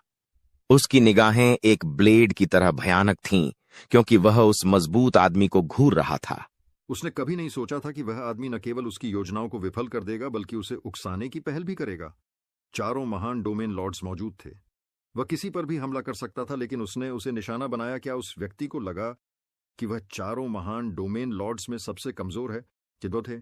इस तरह की उत्तेजना कुछ ऐसी थी जिसे कियान बर्दाश्त नहीं कर सकता था। इसके बाद उसने हर्षित नाम के मजबूत आदमी को डरावनी नजर से देखा और मुस्कुराया, जिससे उसके सफेद दांत दिखाई दिए जो किसी जानवर के जैसे थे। अच्छा, बहुत अच्छा, तुम सच में साहसी हो। ध्रुवांत भी उस मजबूत आदमी की पसंद से थोड़ा हैरान था। दिखावे से चार महान डोमेन लॉर्ड्स में से एक की तुलना में उसका खतरा निस्संदेह कमजोर था। लेकिन इस हर्षित ने कियान को नाराज करने और उससे लड़ने का जोखिम उठाने का फैसला किया, जिससे उसे थोड़ा अप्रत्याशित महसूस हुआ। हालांकि उसके इस निर्णय ने ध्रुवांत को एक मौका दिया। इस वजह से वह एक के बाद एक लड़ाई में अपनी ताकत को खत्म होने से बचा सकता था। इस प्रकार ध्रुवांत ने हर्षित की ओर अपना सिर थोड़ा हिलाया और आगे बढ़ गया। उसकी ठंडी निगाहें चार महान डोमेन लॉर्ड्स पर घूमी, आरुष विमान से गुजरते हुए कियान और बंटी पर रुकीं, जिनके चेहरे पर एक शांत भाव था। अमर महल के नए डोमेन लॉर्ड ध्रुवांत आश्चर्य करते हैं कि क्या डोमेन लॉर्ड बंटी को सबक दे सकते हैं। जब ग्रेट लॉ गोल्ड स्टेज में ध्रुवांत की शांत आवाज गूंजी तो हवा तुरंत जम गई, जबकि सुनहरा तालाब पीक के नीचे का वातावरण फट गया। आसमान में हलचल मच गई, क्योंकि अनगिनत लोगों के चेहरे पर हैरानी के भाव थे और उनकी आंखों से रोशनी चमक रही थी। उनकी दिलचस्पी पलक झपकते ही बढ़ गई। हर कोई अमर महल के साथ बंटी के अतीत को जानता था और ध्रुवांत अभी अमर महल का नया डोमेन लॉर्ड था। अब जबकि नए और पुराने डोमेन लॉर्ड एक दूसरे से टकराते हैं, अगर उनके बीच कोई लड़ाई होती है तो यह निश्चित रूप से दिलचस्प होगा। वे जानना चाहते थे कि कौन अधिक शक्तिशाली था, पुराना डोमेन लॉर्ड जिसने अमर पक्षी पैलेस को धोखा दिया था, या यह नया डोमेन लॉर्ड जिसे अमर पक्षी द्वारा वापस लाया गया था। अमर पक्षी ने पहले ही एक बार गलत अनुमान लगा लिया था। उन्हें आश्चर्य हुआ कि क्या उसने दूसरी बार भी गलत अनुमान लगाया है। शोरगुल के बीच नो महल की दिशा में नो दल में सभी के चेहरे पर एक ठंडा भाव था और वे बंटी को घृणा से घूर रहे थे। बाद वाले ने नो महल को धोखा दिया था और अपने नो दल को भी छोड़ दिया था। उनके लिए डोमेन लॉर्ड के विश्वासघात से अधिक दुखद कुछ भी नहीं था। सुचिता और संध्या ने अपनी मुट्ठियां भींच लीं और उनके चेहरे पर घबराहट छिपी नहीं रह सकी। हालांकि वे जानते थे कि ध्रुवांत और बंटी के बीच लड़ाई कुछ ऐसी थी जो जल्द या बाद में होगी, लेकिन जब स्थिति वास्तव में घटित हुई तो वे अपने दिलों में उठने वाले ज्वार को रोक नहीं सके। बंटी का विश्वासघात उनके अमर पक्षी महल का दर्द था। वे जानते थे कि अमर पक्षी के दिल में भी इस वजह से गांठ थी। आखिरकार किसी ऐसे व्यक्ति के विश्वासघात को दूर करना आसान नहीं था जिस पर आपने अतीत में भरोसा किया था।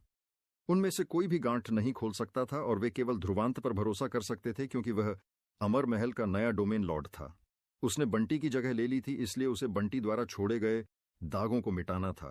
यह दाग हटाना आसान नहीं था। केवल बंटी को हराकर ही वह औपचारिक रूप से ग्रेट हेवन लॉ डोमेन में सभी को बता सकता था कि भविष्य में वह ध्रुवांत अमर पक्षी ट्रूप का सच्चा डोमेन लॉर्ड था। अपनी प्रतिभा से अतीत के नामों को ढक दिया। अतीत का विश्वासघाती भी धीरे धीरे लुप्त हो जाएगा। सही व्यक्ति का स्वागत करने के बाद 9 नर्क महल भी अपनी चमक बिखेरेगा। लेकिन स्वाभाविक रूप से इसके लिए शर्त यह थी कि ध्रुवांत में बंटी द्वारा छोड़े गए दागों को मिटाने की ताकत होनी चाहिए। अभी उसके और बंटी के बीच की लड़ाई भी परिणामों की घोषणा करेगी। संभवतः ग्रेट हेवन लॉ डोमेन में अनगिनत लोग इस परिणाम की प्रतीक्षा कर रहे थे। अमर पक्षी पैलेस इस बात पर निर्भर होगा कि क्या वह पुराने को नए के साथ बदल सकता है, जो इसकी वास्तविक प्रकृति को दर्शाता है। सुनहरा तालाब पीक के नीचे अनगिनत हलचलें आसमान में गूंज रही थीं। बंटी ने ग्रेट लॉ गोल्ड स्टेज पर एक हल्की मुस्कान दिखाई, क्योंकि उसने अपनी नजर ध्रुवांत पर केंद्रित की, इससे पहले कि एक ठंडी चाप धीरे धीरे उसके होंठों के कोने पर उठती। क्या यह उसकी भी इच्छा नहीं थी कि ध्रुवांत उसे चुने? वह कसबियाब अमर पक्षी को यह बताएगा कि उसका उत्कृष्ट व्यक्तित्व ऐसा नहीं है जिसे कोई भी व्यक्ति उसकी जगह ले सके। बंटी ने धीरे से एक कदम आगे बढ़ाते हुए सफेद धुंध की एक गांठ थूकी। उसने अपना हाथ उठाया और उसे हल्के से ध्रुवांत की ओर मोड़ा। उसकी नजर ब्लेड की तरह ठंडी थी।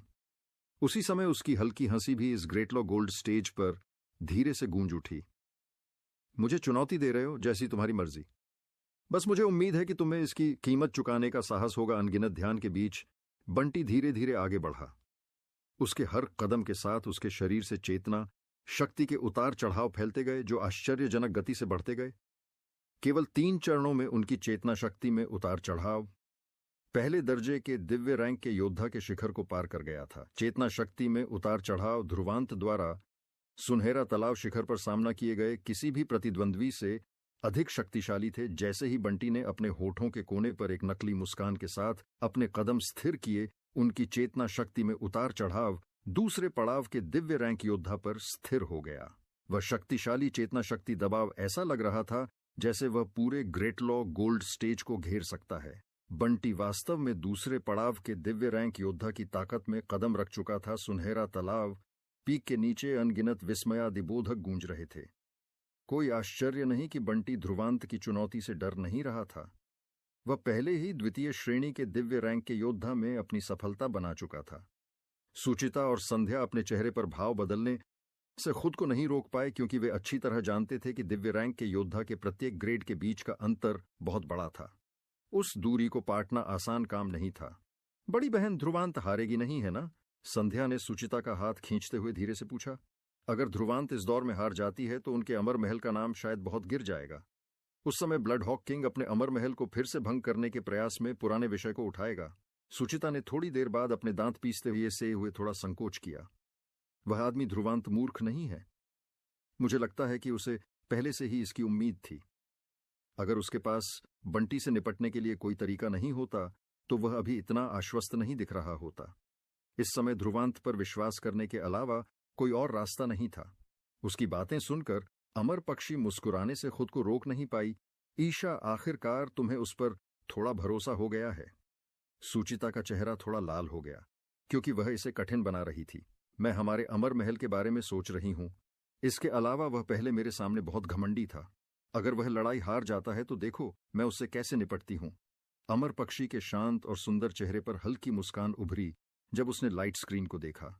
उसकी पतली आंखें आमने सामने खड़े 2 सिलहूट को घूर रही थीं और उसने हल्की आवाज में कहा, निश्चिंत रहो, एक बंटी उसे रोकने के लिए पर्याप्त नहीं है। बंटी ग्रेटलॉ गोल्ड स्टेज के बीच में खड़ा था।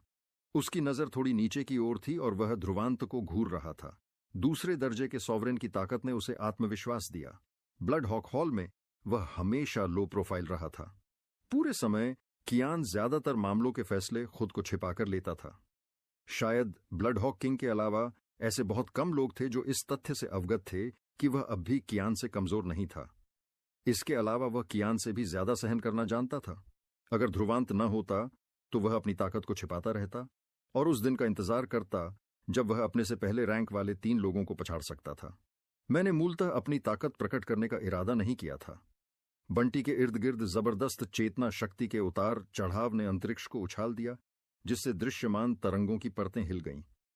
वह उदासीनता से ध्रुवांत को देख रहा था और उसने कहा, लेकिन अमर महल के पूर्व डोमेन लॉर्ड के रूप में मेरा मानना है कि मुझे यह परखने की जरूरत है कि क्या आप नए डोमेन लॉर्ड बनने के योग्य हैं। जी योग्य हैं। ध्रुवांत ने हल्के से भौहें सिकोड़ते हुए बंटी को घूरा और धीरे से कहा, मुझे उम्मीद है कि भविष्य में आपके मुंह से ऐसे शब्द नहीं निकलेंगे। आप अब 9 नर्क महल से कोई संबंध रखने के योग्य नहीं हैं। उसने कुछ देर के लिए अपना भाषण रोका, फिर आगे बोला, इसके अलावा मुझे तुमसे कुछ कहना है। तुम्हारे जैसा आदमी सच में एक कृतघ्न कमीना है। इसलिए इस बार मैं तुमसे सिर्फ एक हाथ ही चाहूंगा। हालांकि इससे मेरे हाथ गंदे हो जाएंगे, लेकिन तुम्हें अमर पक्षी ट्रूप के 1000 भाइयों को स्पष्टीकरण देना होगा। जब ध्रुवांत की शांत आवाज ग्रेटलॉ गोल्ड स्टेज पर फैली तो सभी 5 लोग दंग रह गए, यहां तक कि अरुष और विवान की भी आश्चर्यचकित दृष्टि थी। वे उस युवक को चुपचाप देख रहे थे जो शांत भाव से खड़ा था। उन्हें यकीन नहीं हो रहा था कि एक सौम्य दिखने वाले युवक से इतनी अहंकारी बातें निकल सकती हैं। उसके शब्दों से ऐसा लग रहा था जैसे बंटी पहले से ही चॉपिंग बोर्ड पर एक मछली था और उसे अपनी इच्छानुसार काटने की अनुमति थी। क्या उसने नहीं देखा कि बंटी पहले से ही द्वितीय श्रेणी के दिव्य रैंक के योद्धा में पहुंच चुका था? भले ही वह प्रभावशाली लड़ाकू शक्ति का प्रदर्शन कर सकता था, लेकिन उसके पास द्वितीय श्रेणी के दिव्य रैंक के सामने ऐसे शब्दों का घमंड करने की योग्यता बिल्कुल नहीं थी। हाँ, कितना दिलचस्प है। कियान अजीब नजर से ध्रुवांत को देख रहा था और एक अजीब सी हंसी को रोक नहीं पाया। क्या अमर महल का नया डोमेन लॉर्ड इस हद तक बेवकूफ है? बंटी भी ध्रुवांत को ठंडी निगाहों से देख रहा था। उसके चेहरे पर उदासीनता पहले ही खत्म हो चुकी थी और उसके होंठ थोड़े कांप रहे थे। उसकी निगाहें धीरे धीरे क्रूर होती जा रही थीं। हा, बंटी अपने दांतों के बीच से ठंडी हंसी हंसा। वह ध्रुवांत के शब्दों के प्रति अत्यधिक क्रोध के कारण हंसा था।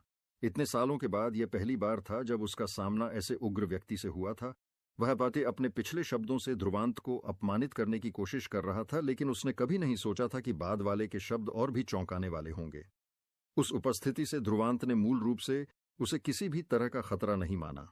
ऐसा लगता है कि लेडी अमर पक्षी द्वारा लाया गया नया डोमेन लॉर्ड वास्तव में निराशाजनक है। ध्रुवांत ने फिर से भौहें सिकोड़ते हुए बंटी को देखा। 2 हाथ, लापरवाह मूर्ख। बंटी की दृढ़ता के बावजूद वह अब ध्रुवांत के शब्दों को सहन नहीं कर सका। उसने एक क्रूर हंसी निकाली और कुछ ही देर बाद उड़ गया। मैं पहले इस बदबूदार बच्चे को अपंग बना दूंगा और देखूंगा कि क्या वह अब भी ऐसी मूर्खतापूर्ण बातें बोलने की हिम्मत रखता है। एल बंटी ने गुस्से में अभिनय किया और रहस्यमय तरीके से ध्रुवांत के सामने प्रकट हुआ। उसने बिना किसी हिचकिचाहट के मुट्ठी आगे की ओर फेंकी। चेतना शक्ति, जो एक प्रचंड महासागर के समान थी, ध्रुवांत की ओर बह। दूसरे पड़ाव के दिव्य रैंक योद्धा की ताकत को उसने एक ही मुट्ठी में तुरंत नष्ट कर दिया। वह मुट्ठी प्रथम पड़ाव के दिव्य रैंक योद्धा के किसी भी प्रतिद्वंद्वी को हराने के लिए पर्याप्त थी। मुट्ठी ने चेतना शक्ति के सागर के साथ जोरदार सीटी बजाई। इससे सुनहरा मंच कांप उठा। जाहिर है बंटी ने जरा भी पीछे नहीं हटे थे। ध्रुवांत की काली पुतलियों में मुट्ठी बढ़ती गई, लेकिन उसने पीछे हटने का कोई संकेत नहीं दिखाया। उसके दोनों हाथ खाली जगह को गले लगा रहे थे और उसकी निगाहें अचानक लाल हो गईं, जैसे एक भयावह अशुभ आभा बह रही हो। धमाका महान मेरु राक्षसी स्तंभ सीधे ध्रुवांत की भुजाओं के बीच प्रकट हुआ था और अचानक उसके द्वारा घुमाया गया और उस क्रूर मुट्ठी से जोरदार टक्कर हुई। धमाका दोनों सेनाओं के बीच टकराव हुआ और जोरदार धमाका हुआ। दृश्यमान शॉक वेव हिंसक रूप से बहकर आए और तबाही मचाई।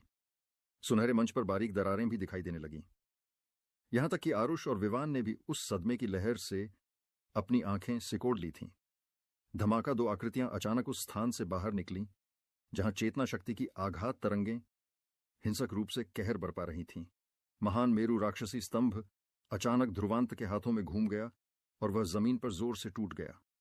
वह एक हाथ से स्तंभ को सहारा दे रहा था और उसने अपने शरीर को मजबूती से स्थिर किया।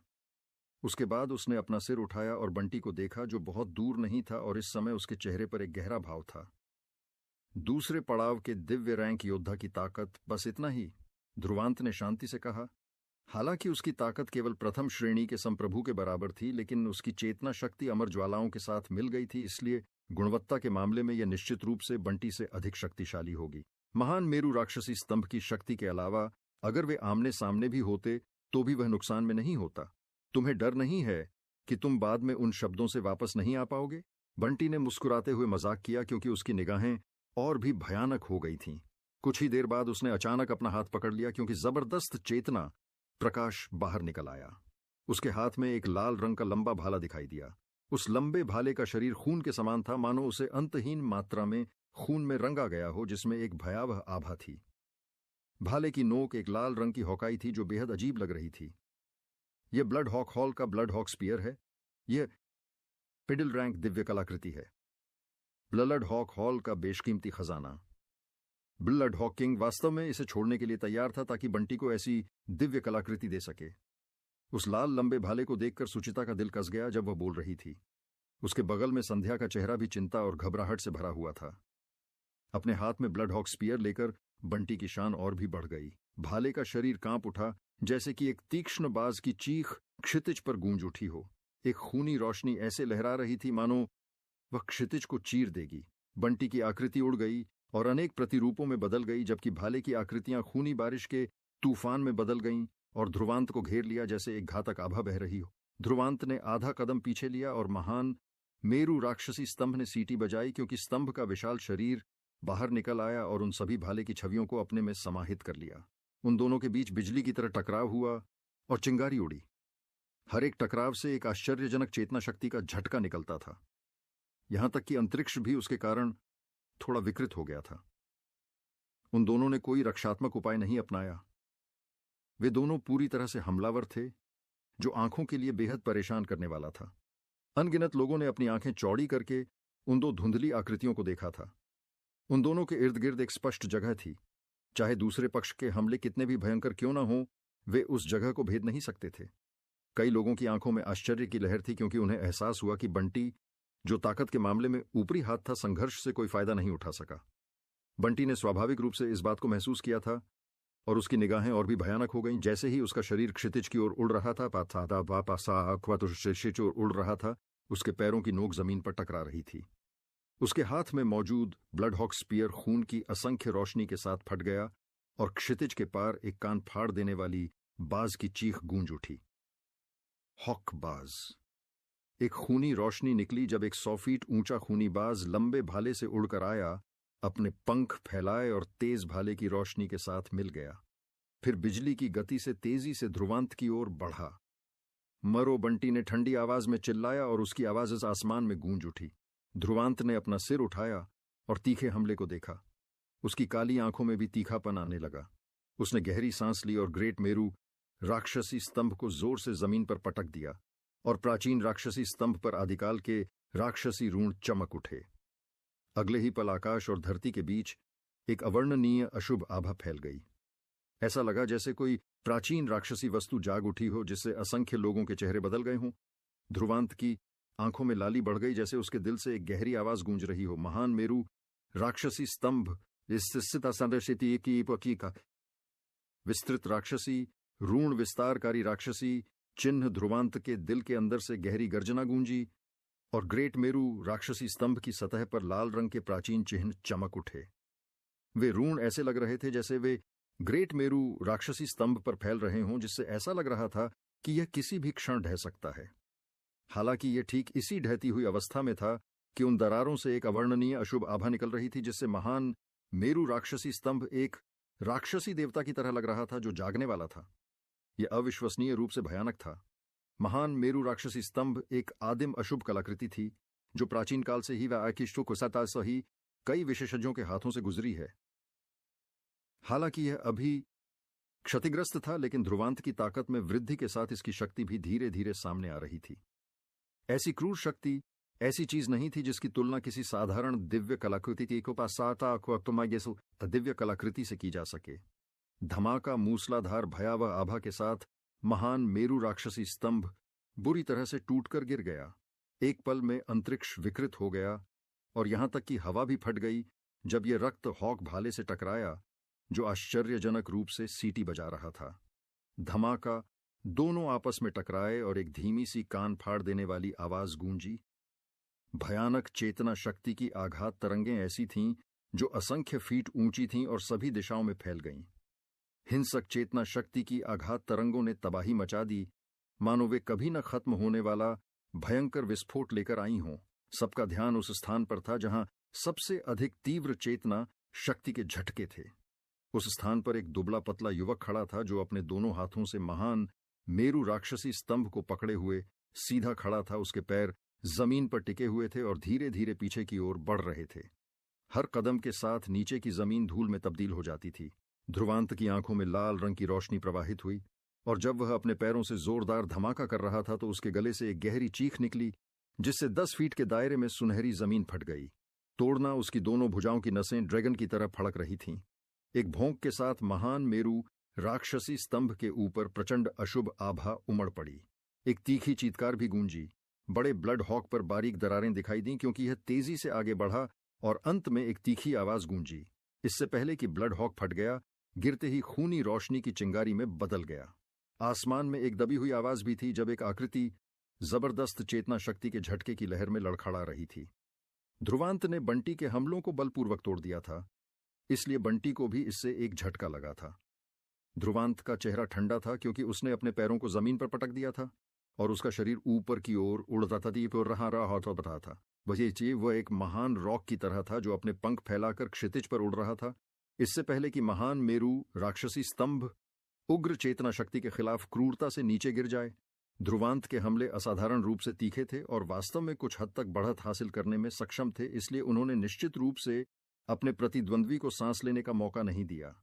महान मेरू राक्षसी स्तंभ ने उग्र चेतना शक्ति को हिंसक रूप से फाड़ दिया था तथा वह आकृति की ओर टूट पड़ा था। धमाका, जब महान मेरू राक्षसी स्तंभ चेतना शक्ति में घुसा तो ध्रुवांत की आंखें अचानक से उड़ गईं। एक हिंसक आघात तरंग फूटी और चेतना शक्ति तुरंत बिखर गई। सभी ने अपनी निगाहें ऊपर की ओर घुमाईं। और फिर अचानक सिकुड़ गए। जिस स्थान पर चेतना शक्ति का प्रकाश फैल रहा था वहां कुछ 100 फीट के आकार की एक प्रकाश आकृति थी। वह आकृति लाल रंग की थी, मानो उसे ताजे खून से गढ़ा गया हो। विशाल शरीर की सतह पर ताजे खून से परिष्कृत अजीबोगरीब ऋण भी थे और भयावह चेतना शक्ति उतार चढ़ाव की लहरें प्रकाश आकृति से आ रही थीं, जिससे उसके चारों ओर जगह लहरदार और विकृत हो रही थी। ठीक इसी समय उस विशालकाय आकृति ने उस महान मेरु राक्षसी स्तंभ को रोक दिया, जो खूनी चमक के साथ टिमटिमाते हुए एक विशाल हाथ से नीचे गिर रहा था। खूनी चमक ऐसे बढ़ गई जैसे कि ताजा खून लगातार बह रहा हो। वह विशाल आकृति वह सर्वोच्च दिव्य शरीर थी जिसे बंटी ने परिष्कृत किया था। यह दिव्य शरीर है। ध्रुवांत भी लाल रंग के दिव्य शरीर को घूर रहा था। उसने दिव्य शरीर से एक शक्तिशाली चेतना शक्ति उतार चढ़ाव महसूस किया। उसकी निगाहें टिमटिमा उठीं और उसने एक नरम आवाज में कहा, यह वास्तव में रक्त छाया दिव्य शरीर है जो रैंक में 99वें स्थान पर है। हालांकि यह रक्त छाया दिव्य शरीर सिर्फ 99वें स्थान पर था, फिर भी यह एक रैंक वाला दिव्य शरीर था। स्वाभाविक रूप से यह एक साधारण दिव्य शरीर से अधिक शक्तिशाली होगा। ऐसा लगता है कि इस बंटी को रक्त हॉक हॉल द्वारा बहुत महत्व दिया जाता है, अन्यथा वह इस रक्त छाया दिव्य शरीर के लिए साधना विधि प्राप्त करने में सक्षम नहीं होगा। यह कोई आश्चर्य की बात नहीं है कि उसने उस समय अमर महल को धोखा दिया और रक्त हॉक हॉल में शामिल हो गया। चूंकि आप मुझे मेरे रक्त छाया दिव्य शरीर का उपयोग करने के लिए मजबूर करने में सक्षम हैं, यह आपकी क्षमता को साबित करता है। बंटी द्वारा गठित रक्त छाया दिव्य शरीर एक जानवर के समान क्रूर नजर से ध्रुवांत को घूर रहा था, जबकि उसकी ठंडी आवाज स्वर्ग और पृथ्वी के बीच गूंज रही थी। उसकी आवाज में क्रोध था, क्योंकि उसने शुरू में सोचा था कि वह अपनी ताकत से दूसरे दर्जे के दिव्य रैंक के योद्धा में ध्रुवांत को आसानी से दबा सकता है। लेकिन जब वे लड़े तो उसे एहसास हुआ कि वह कोई फायदा नहीं उठा सकता। इसके विपरीत वह अजीब राक्षसी स्तंभ से थोड़ा दबा हुआ महसूस कर रहा था, जो मूसलाधार अशुभ आभा उत्सर्जित कर रहा था। वह इसे कैसे स्वीकार कर सकता था?